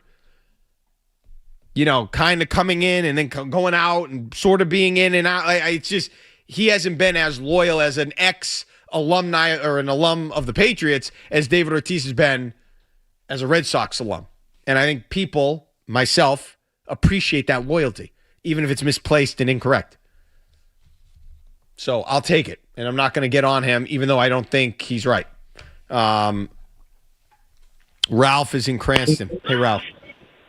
Hey, Mark. I really, when people say the Red Sox don't spend money, they certainly do spend money. First of all, look at all the players, Mark, the Giolitos of the world that they're still paying that aren't here. Look at all some of those things. Look at the guys now. You got Bayo, you got Campbell, you got all these guys that you paid, even Crochet, even Andrew, you paid these guys way before you had to pay them. And I was waiting to see how that would work out. You'd have more money to go year by year. The problem with this team, and it's been a while, is you've got your I'm sorry, my old nieces will be in the background. You've got your CEO, you've got your ownership, you've got your general manager, who I think has done a pretty good job, no matter what people say, and you got your manager, and they're not on the same wavelength of how you run this team and make it successful. Mark, look at Tampa Bay. Less than half the salary of the Red Sox. They're in first place. It's how you run it. It's signing dumb people. I think they need a new CEO to run this thing better and just make it work. Now, Breslow, he's done a good job, Mark. I really think the guy's done a good job. He's brought in your best pitcher, your best reliever, your best hitter. Look at the deal he made with Contreras. Yeah. He's not to blame. He's a first-year general manager, Mark. He's not to blame. It's the way they ridiculously run this team. They're not on the same wavelength. Run it better. You'd win every year because you do spend money. They're the sixth most. And Mark, lastly, if I was an owner, I would never say, okay, come here, Mr. Baseball player. Anything you want, we'll pay you. That's not the way to run it either, like the Dodgers. I'm sorry, not the Red Sox. All right. Thanks, Ralph. I always enjoy hearing from Ralph. I don't know. What did he say was going on behind him? Yeah, a soccer game or something? I have no idea. Okay. I disagree with Ralph on this one. When he mentioned the Rays, okay?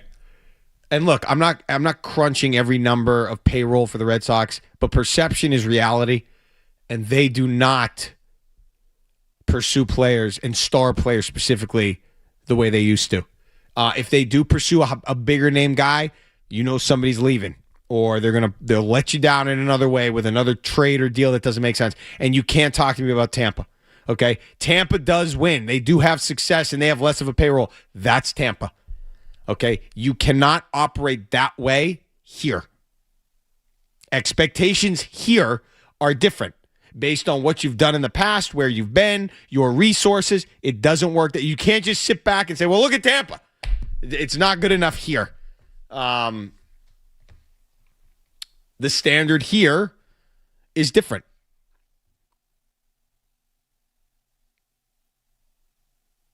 It just is. If you have a family where nobody in the family, went to college, and one person finally gets into community college, nothing wrong with that. That accomplishment will be perceived differently, okay, than a family where three of the people recently are graduates from an Ivy League school. And, somebody decides to go to community college. It's not the same thing. Based on history, based on culture, it's different. So, you got to account for that. And the Red Sox either didn't account for that, or like I said earlier, I think John Henry just assumed people would be grateful. That's what it is. If I had to bet the house, that's what I would bet the house on. He just assumed that because they won the 4 titles, he had done it. He had made it, and he had done everything that they had asked for. And now he can do whatever they want, whatever he wants, and nobody will ever bat an eye. Nobody will ever question him. Nobody will ever mind, as long as the product is serviceable. And that's where Moneyball came in. Analytics. I think that's where analytics came in. He said, this is a model that's cost effective, that can help save us money, that can keep us competitive, and will allow people to be satisfied based on the 4 championships. And now I can go pursue my other interests and expand my portfolio in other ways. I think that's what he said. I would bet anything that I have that that's what he was thinking. 4 championships, they're good. I've delivered. Now we can kind of dial it down, dial it back. We'll incorporate this system I've always kind of been a fan of. This will now help us save money. And I won't have to be as financially invested. We'll stay competitive to keep people happy enough, but we're not going to probably win, and that's okay because they've already got their championships, and I've delivered. And I think he misjudged how people think and how passionate people would be about doing that. I would bet any amount of money I have that that's what happened.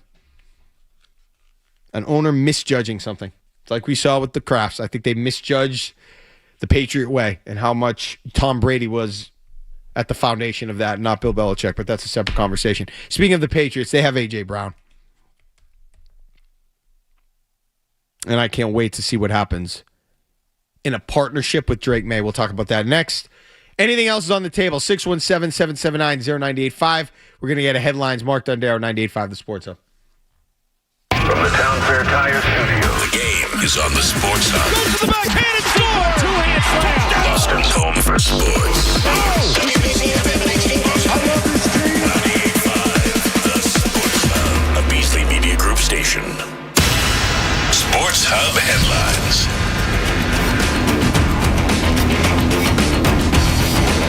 The Red Sox turned things around at least for one night when they secured a 5-3 win over the Yankees in the Bronx on Friday.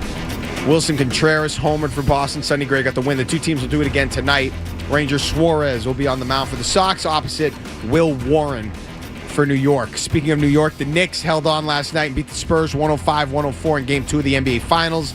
New York is now at 2-0 heading back to Madison Square Garden where they'll play Game 3 on Sunday night. No team in the finals has ever lost their first 2 games at home and gone on to win the series. That has happened in other playoff rounds, but never the NBA Finals. And in Game 3 of the Stanley Cup Final, they'll play it tonight in Vegas. That series is tied between the Hurricanes and Golden Knights at 1 game apiece. Sports Hub headlines are brought to you by the $14.99 Big Deal Meals at the 99. Like the grilled chicken teriyaki. All Big Deal meals are available all day, every day for just $14.99. You gotta love the nines. I'm Mark Dondero for Boston's Home for Sports, 98.5 The Sports Hub.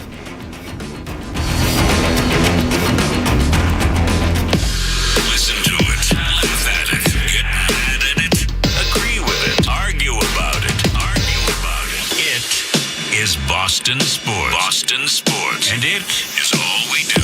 98.5 The Sports Hub. Boston Sports, yeah, we got that covered. 98.5 The Sports Hub. The internet trolls are different. Some of those people can go away. I love the finals, the NBA finals that we're witnessing.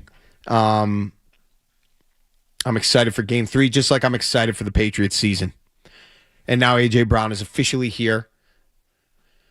And, I'm sorry, but you have a situation now where you have a top 2 MVP quarterback paired with a top 10 wide receiver. That's a big deal. That's a big story. The fact that he's here is massive. Okay? Everybody else who's a pass catcher for the Patriots is going to get a tick up because of A.J. Brown's presence. Hopefully, for the sake of the Patriots, that includes the tight ends and their production. I know what's happened with the Rams is explosive. But look, I'm not ready to just hand them over or hand them a Lombardi trophy. I don't buy it. I don't think that's how football works. Yes, it helps to have talent, obviously. But I don't think just because they got... Look, I honestly didn't love the move for the Rams.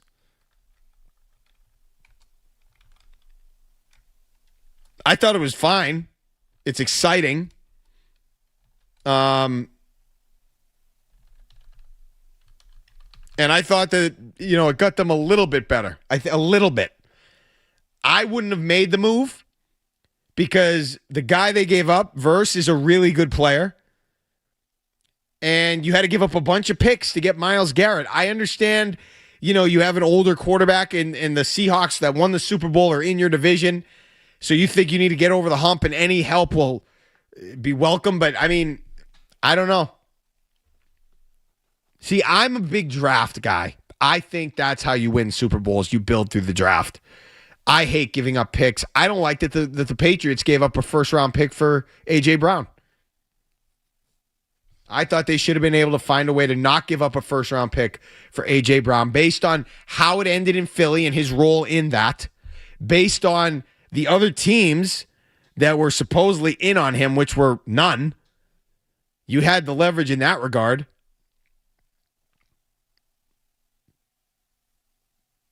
I just don't think you should have given up that pick. And, the knee issue. A 2 and a 4 should have sufficed, and maybe a player. I would have preferred that. Now, I'm not saying I don't like the deal. I like the deal. I'll do it. Fine. I'll do it to get the player, to get the number 1 wide receiver. But, I guess if Aaron Donald comes out of retirement and Myles Garrett is the reason, it was worth it. Assuming Donald can still play at a high level. I mean, he's 35, hasn't played in 3 years. He still works out, but I don't know. Is he going to be an elite guy? Is he going to be just serviceable, good? I'm sure because of the talent on that team, if he comes back, he'll be good. But the Patriots are in a very interesting spot because on paper it feels like a scheduled loss. Coming back after a Super Bowl loss and a bad Super Bowl loss, all the stuff that's going on with Mike Vrabel, it feels like this season is going to be a scheduled loss. But when you talk about what they've added, Kevin Byard, when they've added another lineman in the first round, you've added a few other pieces along the line that are going to help you. I mean, I think that feels like the recipe to a damn good roster. That's what it feels like. And I know there's been a lot of trendy people out there talking about how they don't think the Patriots are going to make the playoffs. I just don't see it. I don't see how they don't make the playoffs with this roster. Health is always a factor. But, I mean, they've got... are they loaded? Do you classify this team as loaded?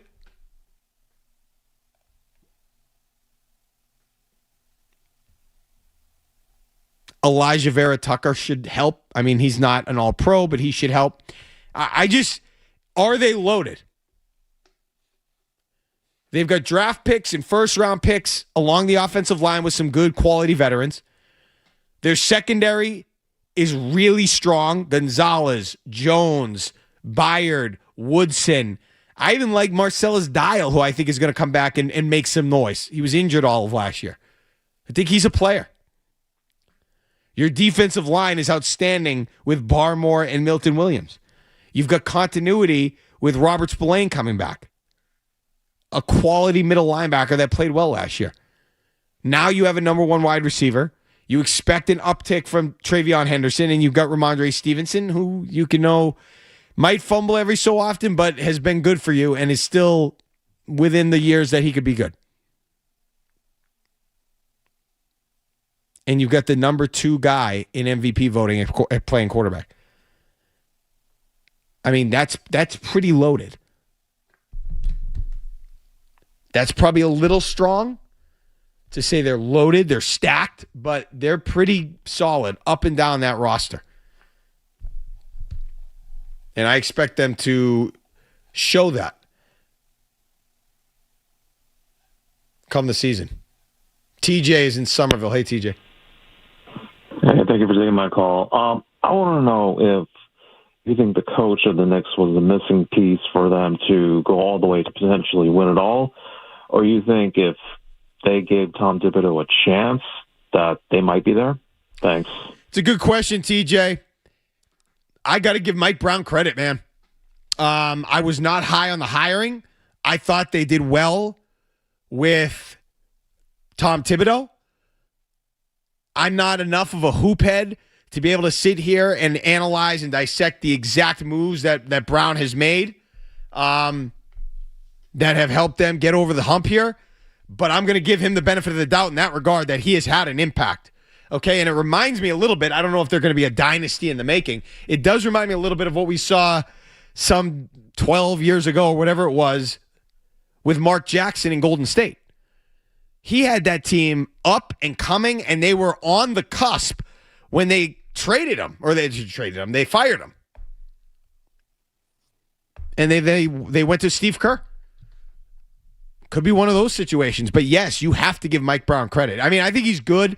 I think he makes some good, confident substitutions. I think he understands the flow of the game. Their defense certainly hasn't dropped off with Mike Brown. I think he's been really good. Really good. I got to give him credit. Pat's in Franklin. Hey, Pat. You're right. He allowed the bench to play. And that's why Thibodeau burned out all those Villanova guys and Cat. And that was their problem. Now, they're a complete team. It's just, it's beautiful basketball. And like when you say Tatum and Brown versus Cat and Brunson, I mean, they're generally speaking more talented, but are they the better combo? Right. I don't know, man. Yeah. Especially with Cat playing the way he's playing. I mean, that guy is a star. He's been a star for a long time, but he just, wasn't motivated a little bit, right? Now he's motivated. I don't know what it was. Thanks for the call, Pat. That's a good way of putting it. Are they more talented, pound for pound? Probably not. But, I'd say Jason Tatum and Jaylen Brown would probably have a better chance of winning league MVP than Karl Anthony Towns or even Jalen Brunson. Not as much Brunson, but at least Towns. But with the way they're playing and the way Karl Anthony Towns is, the things he was doing last night on Wemby. You saw what the presence of Wemby alone did to Chet Holmgren. What a bum that guy is. What a disgrace that was. Not that he's as accomplished as Towns, but Towns was dominating. The look in his eye, I loved it. I hate the Knicks, but I loved the look in his eye. He was taking it to the rim. He was making good decisions. He was passing. He hit a three when he had some big early threes in that game, Towns. It was awesome. And they are playing as well as a superstar, duo, if you want to call it that, as any you'll see or you've seen. The combination of Brunson and Towns right now is delivering. And I give Mike Brown credit. I thought he got a little bit bold when he started the fourth quarter last night with the bench that had done well to end the third. I'm not saying that's what caused the run that the Spurs had, but overall, you got to give him credit for taking them to another level. That's not easy to do when you come, this team that was they had beaten the Celtics and they go to the conference finals and they're doing all these things, and then you move off the coach. It's as good as the Knicks have played in, that's as well as the Knicks had played in however many years, a decade plus last year, and they fire the coach. So somebody there gets credit. Henry is in Portland, Maine. Hey, Henry. Hey, so Mark, you hit on something with Fenway Park being a museum, because we have a perfect example, and that's Robert Kraft. He saw how empty his stadium got after a 20-year run, and after 5 or 6 years of that empty stadium, he's finally put his foot on the gas in trying to improve the team. And I do believe you also said that this team is way above what everybody expects from them. But I think Fenway Park and Sweet Caroline and that museum has ruined what us fans demand. And we're passionate fans, and I appreciate your passion. And so we have a perfect comp, and that's Robert Kraft. And John Henry is no Robert Kraft. Yeah, thanks for the call, Henry. In terms of the legacy, I just think it's a disgrace, or disgrace isn't the way to categorize this. It's just really disappointing. I never thought it would get to the level where Dave Portnoy is making John Henry clown shirts. And he should be. I'm just disappointed it's come to that. And John Henry, I don't think ever thought, he admitted as much, that it could get to that point. Let's sneak in one more. Dan is in Rhode Island. Hey, Danny. Yes, sir. How are you? How are you? Reporting for duty. Well, I'm 3 pivots since I last called. So, sorry. Hey, look, the Kraft thing about spending money. I mean, yeah, they always kind of have spent money, but let's be honest. You have the quarterback. That's it. That's right. I mean, it's really that simple. And the coach. Yeah, and the coach. But the quarterback's the big thing. You could have the greatest coach, but if you don't have a quarterback, none of this matters. So, look, as far as the Rams go, real fast, you mentioned Aaron Donald, right? Mm-hmm. Yeah, I mean, that's a perfect scenario. He ain't coming in, maybe week 8, week 9? So that's a right. totally He didn't even Rams have to be thing. there for the whole season. Yeah, straight. I totally see that. In fact, I think that's more probable than not. But look, the Patriots, like the same thing I called you about almost every. I see the way you see the Celtics. I do not see the way you see the Patriots. I just don't. Loaded is definitely an overplay. I just think on the offensive line, question marks still everywhere. I don't see any type of pass rush right now. They didn't do much. They brought in that kid Jones and maybe the linebacker, but I don't know, man. Both sides of the ball on the lines, I think they're question marks. They got 2 studs in the middle on defense. I get it, but you're just painting a rosy scenario for like everything about them. And let me ask you a question. What was the bigger fluke?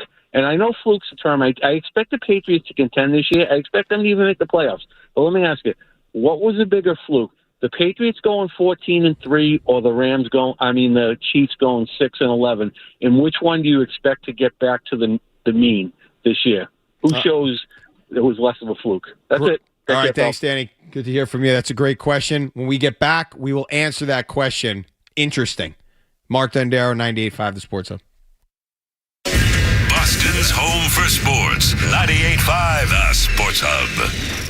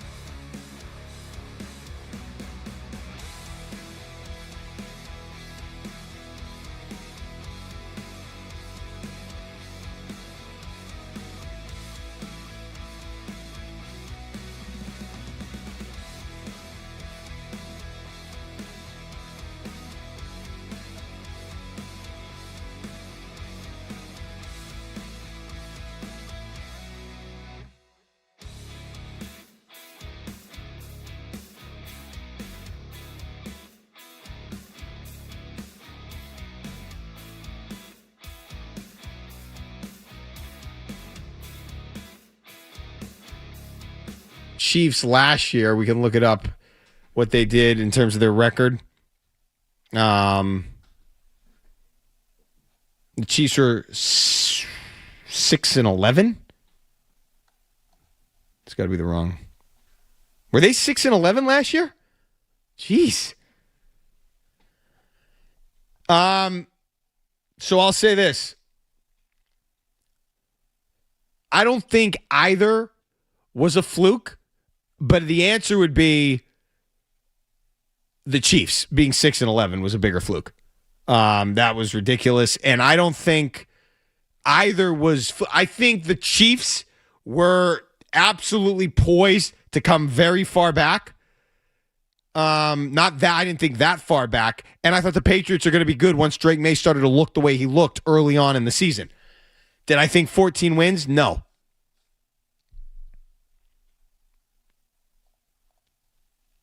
But I think that the Chiefs being that bad was crazier than the Patriots, especially given their schedule being that good, especially when Drake May looked like an MVP level quarterback, which he was last year. And remember, a lot of what happened with the Kansas City Chiefs was at the end of the season. They lost however many games to end the season. They didn't win a game after Thanksgiving, I don't think. So they had a bad end of the season, but it was more a fluky scenario with the Chiefs than the Patriots. I know we don't see eye to eye, Dan and I, but I just feel like, yeah, if you're an MVP level quarterback, you're going to come back and be an MVP level quarterback. That's what MVP level quarterbacks do. And if he doesn't, he's not the guy we thought he was. And it was a little honeymoon thing. It was a flash in the pan, and he's going to be one of the guys that doesn't live up to the expectations after one great season. I don't know if that's Carson Wentz. There wasn't a major injury at play, but I don't want that to be the case. I don't think that will be the case, but I'm just saying one thing we know is if Drake May is the quarterback we think he is, he's going to look like it immediately. Immediately. Even against the Seattle Seahawks, week 1. And what's the worst possible matchup for him? And I love it. I love the fact that they put that on him in week 1. Don't even give him a second to get his feet settled in. Throw it at him right away. And I love it. I can't wait to see how he handles that test in Seattle on the road, opening night, the world watching, everybody. I can't wait to see how he handles that, Drake May. Because unfortunately, there are questions after the postseason. I expect him to answer those questions. Don't get me wrong. I believe in Drake May. I expect him to answer those questions. I have confidence. But they are there. Those questions are there. He earned those questions in a negative way. He earned those questions. And he's going to have to answer them early and often. And I think he will. I just don't know how you can look at the roster and say they're not going to be. I mean, what are you worried about? Are there question marks on the line? Sure, but I trust Mike Vrabel. Every team has question marks. I mean, I think, how are they not going to be one of the better offenses in the AFC, if not in the league? If Drake May does what I think he's going to do, you have a top receiver. You've already had good offensive passing production, and now your running backs are probably going to be better, especially Henderson. And who knows what they could get from somebody else. They could sign somebody else. I mean, I wish they had one other definitive running back on the roster. But it's not like it's something that they can't manage or can't deal with. I just feel like that dynamic of Vrabel, despite all of the hoopla, and May, with the weapons they have now, is going to be really dynamic. Josh McDaniels calling the shots. I mean, their coaching staff settled in nicely. Their defense was awesome in the Super Bowl. Why is that going to change? They were awesome in the Super Bowl. If they get one of these draft picks to do something, more than just, hey, get on the field and not suck, they're going to be really forceful. I don't understand where the trepidation comes from. I mean, the schedule is going to be tough. I get it. But again, when I look at the schedule, I feel like, there are going to be games there that they might not be favored in, but they're going to win. They're going to win games.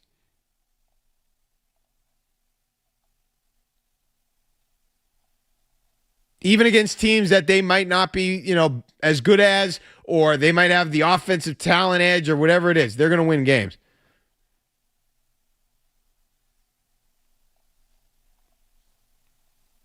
It's been a long damn time since the Patriots have played the Chiefs. I'm just looking that up.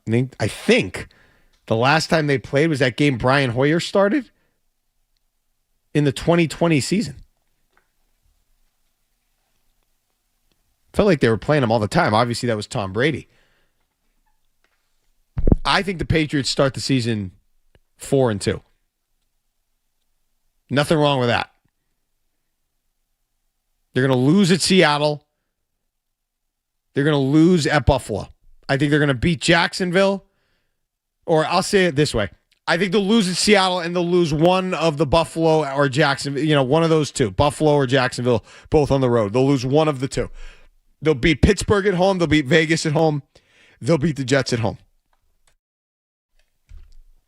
4-2. Then they'll go to Chicago. Tough game. Let's say that's a loss. 4-3. Then they have Green Bay and Detroit at home. Not easy. Worst case scenario, let's say that 5-4. They split those two home games. They're 5-4. They go to Los Angeles. They win. Let's say they lose in Los Angeles against the Chargers. 5-5. They beat Buffalo at home. They beat Minnesota at home. They're 7-5. They lose at Kansas City. Conservatively, I don't think that will happen necessarily, but let's just say they're 7-6. They win at the Jets. They lose to Denver. They beat the Dolphins. That's still at worst. And I was conservative in some of the picks I made. At worst, they're 9-8. I have them at 9-8 at worst. So I think they're going to be better than that. They're going to win some of these games that I don't think they're going to be favored in, especially on the road. And I think they're going to be better than that. So 10-7 is likely, if not better. And I think we're going to know it right away with Drake May and how he plays. 617-779-0985. Mark Dondero, 98.5, the Sports Hub. Boston's home.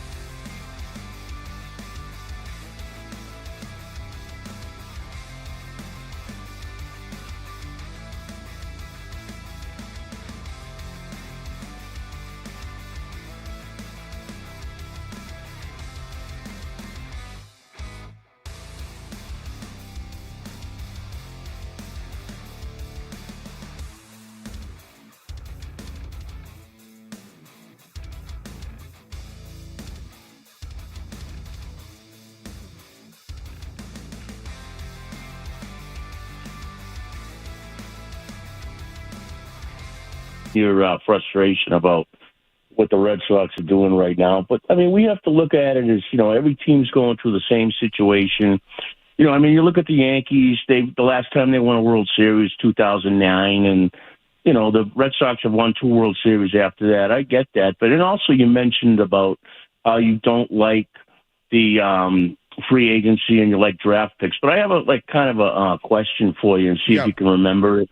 And do you remember the last time a team won a championship when every player on that team was drafted by the team? What sport are we talking, Phil? Okay. Well, see, now I'm going to I don't remember. So, has it ever happened? All right. Okay, Mark, it was football. Okay. Yeah, no, I don't remember. All right. It was the 79 Pittsburgh Steelers was the last time any professionals. Yeah, I know. It goes way back then, man. Okay. Yeah. Can I just say something real quick, Phil? I want to be clear. Maybe I didn't clarify this enough. When I talked about loving the draft picks, I was talking about football. Did you understand that, or did you not know that? Oh, okay. Okay, yep. Like, I don't think in baseball, I don't care about the draft picks. It'd be great if they could draft guys and have homegrown talent come up. Okay. But I'm saying in football, I'll make the point. Did you have another point you wanted to make on the Sox? No, but every point you made was probably spot on. Hey, I don't have to go on that. It's just a little depressing right now. Yeah, no, I hear you. And thanks for the call, Phil. What I'm saying is, just so there's no confusion, football, I really value the draft pick in football. Okay? In baseball or hockey or even basketball, I do not care about the draft pick as much. But I think in football, a huge part, this is why I didn't want to give up a 1 for A.J. Brown. Because I don't think now, and we're going to talk more about this tomorrow, did the Patriots assess their window properly? We'll find out. But I think in football, a huge piece to organizational success comes with having success in the draft. Okay? And first-round picks is obviously the best way to do that. And I'm just a little apprehensive based on what the Patriots have been with their first-round picks. It's getting better. But late in the Belichick era and, more recently, they haven't been quite as prosperous.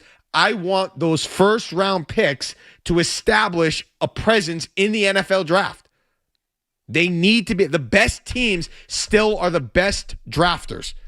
In football, I don't care about Roman Anthony and Marcelo Meyer. That's why when they were selling all that crap for the Red Sox, it didn't matter.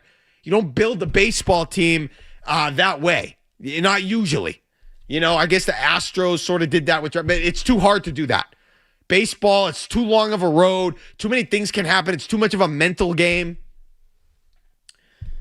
And I don't like the fact that the intellects have taken over. I honestly think it was a coup for people that had no business being in professional sports to get into professional sports. And I think they've convinced the owners and they've convinced the like minds that they belong. And I think it's hurt the game. For crying out loud, listen,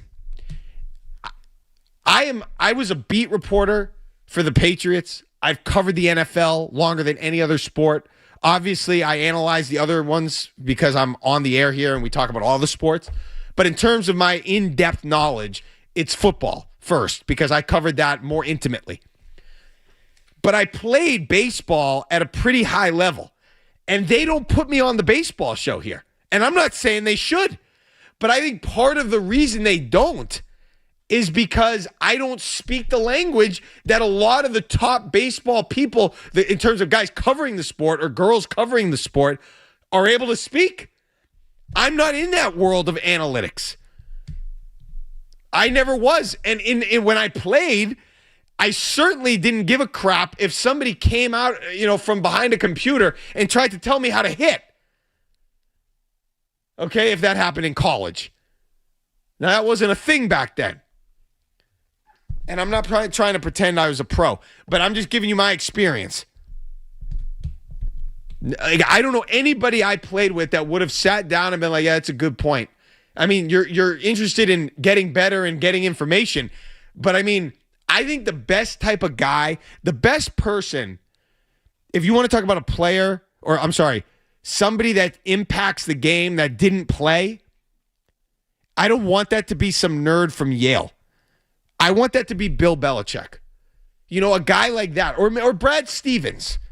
I don't know. Did Brad Stevens play? He didn't play in the NBA, obviously. I don't know if he played. Bill Belichick didn't play any high-level football, really, Wesleyan. But he was married to that friggin' game. He lived in the film room. Eric Spoelstra. Guys like that. That's the type of guy that didn't play that I would listen to. Not somebody crunching numbers from behind a computer. I have no respect for that. I don't care about that. You want to offer me a nugget? Fine. I'm not listening to that. And if you run your organization that way, it would be a turnoff for me. And I don't know what it is for these. I'm not going to speak for these MLB players. Some I'm sure buy in and think that it's relevant and, they can gain something from it. I don't know. But not me. So I just don't think that you can run your organization that way. And the Red Sox have tried to do that. So, yeah, it's disappointing. I'm frustrated. Especially, like I said, when I hear the conversations about what they could do, what they need. It's not even fun to talk about because they're not going to do it. They're not going to go for it. They're not going to do what needs to be done, even though we know. Maz sits here and tells you what they need to do. He sits right there and will tell you what they need to do. And he's right. He's exactly right, but they won't do it. The radio people know more or are willing to talk about it more than the actual employees of the team because they don't want to do it. Anybody that's been in the game of baseball for 15 minutes, and I'm talking about more of a scout or a coach or something like that. You look at Kyle Schwarber, and you could see he's got elite hands, elite forearms, and wrist action. That's why he hits the ball the way he does. That's a guy you'd want to put on the payroll, but they didn't want to. It's not like they don't know. They know. They just don't want to do it. So why sit here and talk about it? And here I am sitting here and talking about it. One other thing I just want to bring up when I get back, and it's about the Stanley Cup final, and it pisses me off, and I don't understand why we're here based on what I'm watching. I'm just going to ask a question when we get back. Mark Dondero, 98.5 The Sports Hub. Boston's home for sports, 98.5 The Sports.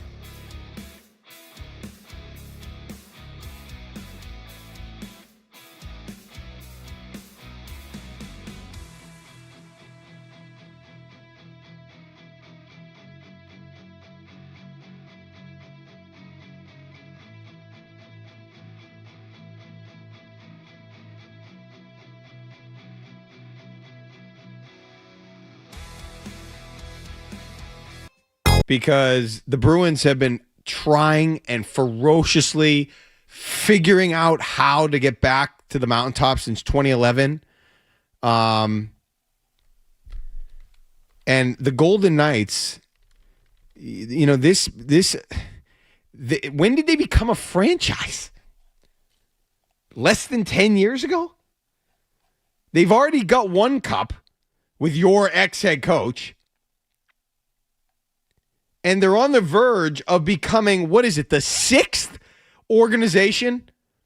I'll have to count, to win multiple Stanley Cups since the Bruins won their cup in 2011. I don't know why they're able to do that and the Bruins aren't. If I were trying to fix things, I would trade all their goalies. I'd trade them all. Swayman, I would trade whoever you have to. And I'd bring up DiPietro from Providence. I don't care. Figure it out. He was the MVP of the AHL. Figure it out. And I would trade your goalie for assets, for forwards, for big beefy defensemen that were 6'4" and 250 pounds. And I would trade them for scores and depth on the front line. And then I would sign guys. And I would, whatever model that the Golden Knights are using, I would follow it. Because I don't know if they're going to win this series. Carolina's really good. But I mean, for crying out loud.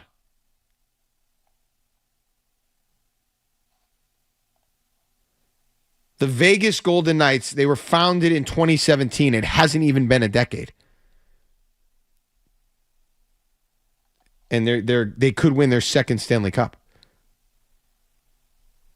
So it's really disappointing that the Bruins continue to miss the mark. And again, for a long time I thought it was goaltending. I thought that was the problem. I thought Tuukka was the problem. Maybe it was a lack of depth. Or maybe it was their top-end, high-end guys weren't good enough. I don't know. But to watch the Vegas Golden Knights do what they're doing again is a bit discouraging. And I have nothing against Vegas. But, when did they fire their coach? They go and fire their coach. They bring in another retread. And I love Torts. Don't get me wrong. I'll watch his YouTube videos, his clips of the sound bites all day. But, really? If they win this Stanley Cup, it's going to be the second time they've won it with a fired coach or an oft-fired coach.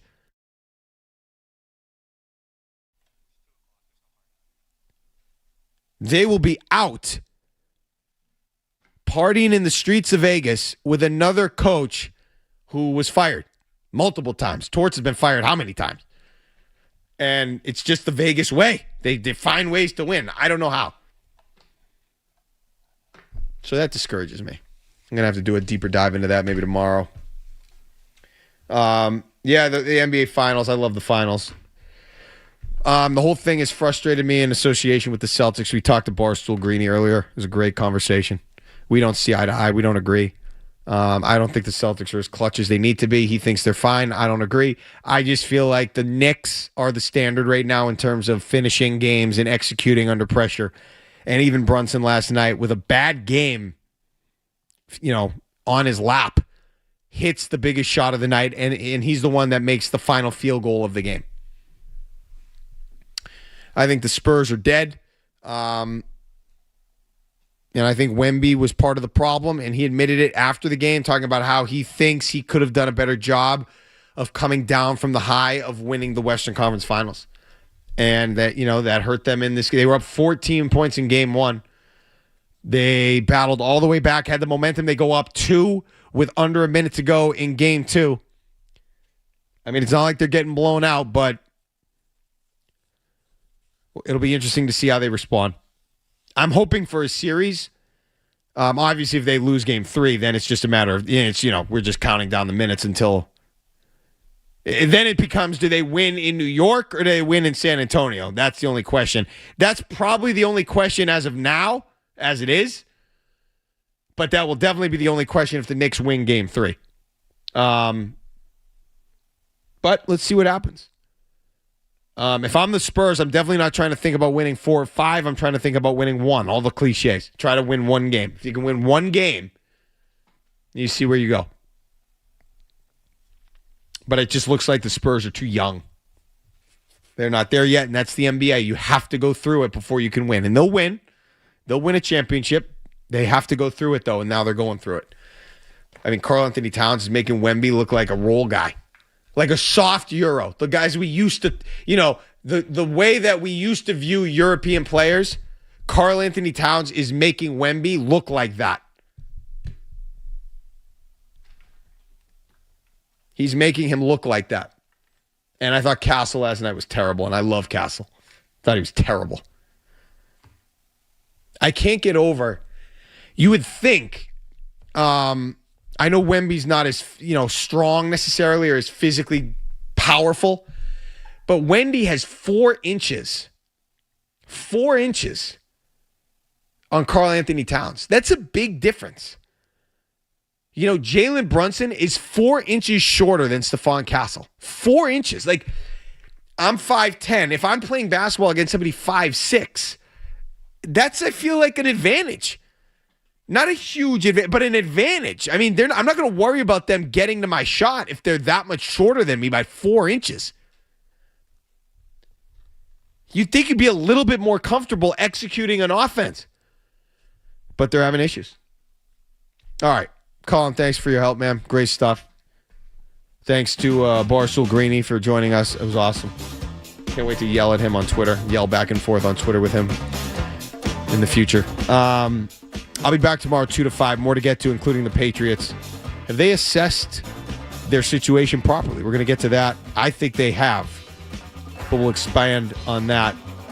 Coming up next, Alex Barth, Cerrone battle. 98.5 The Sports Hub. See ya.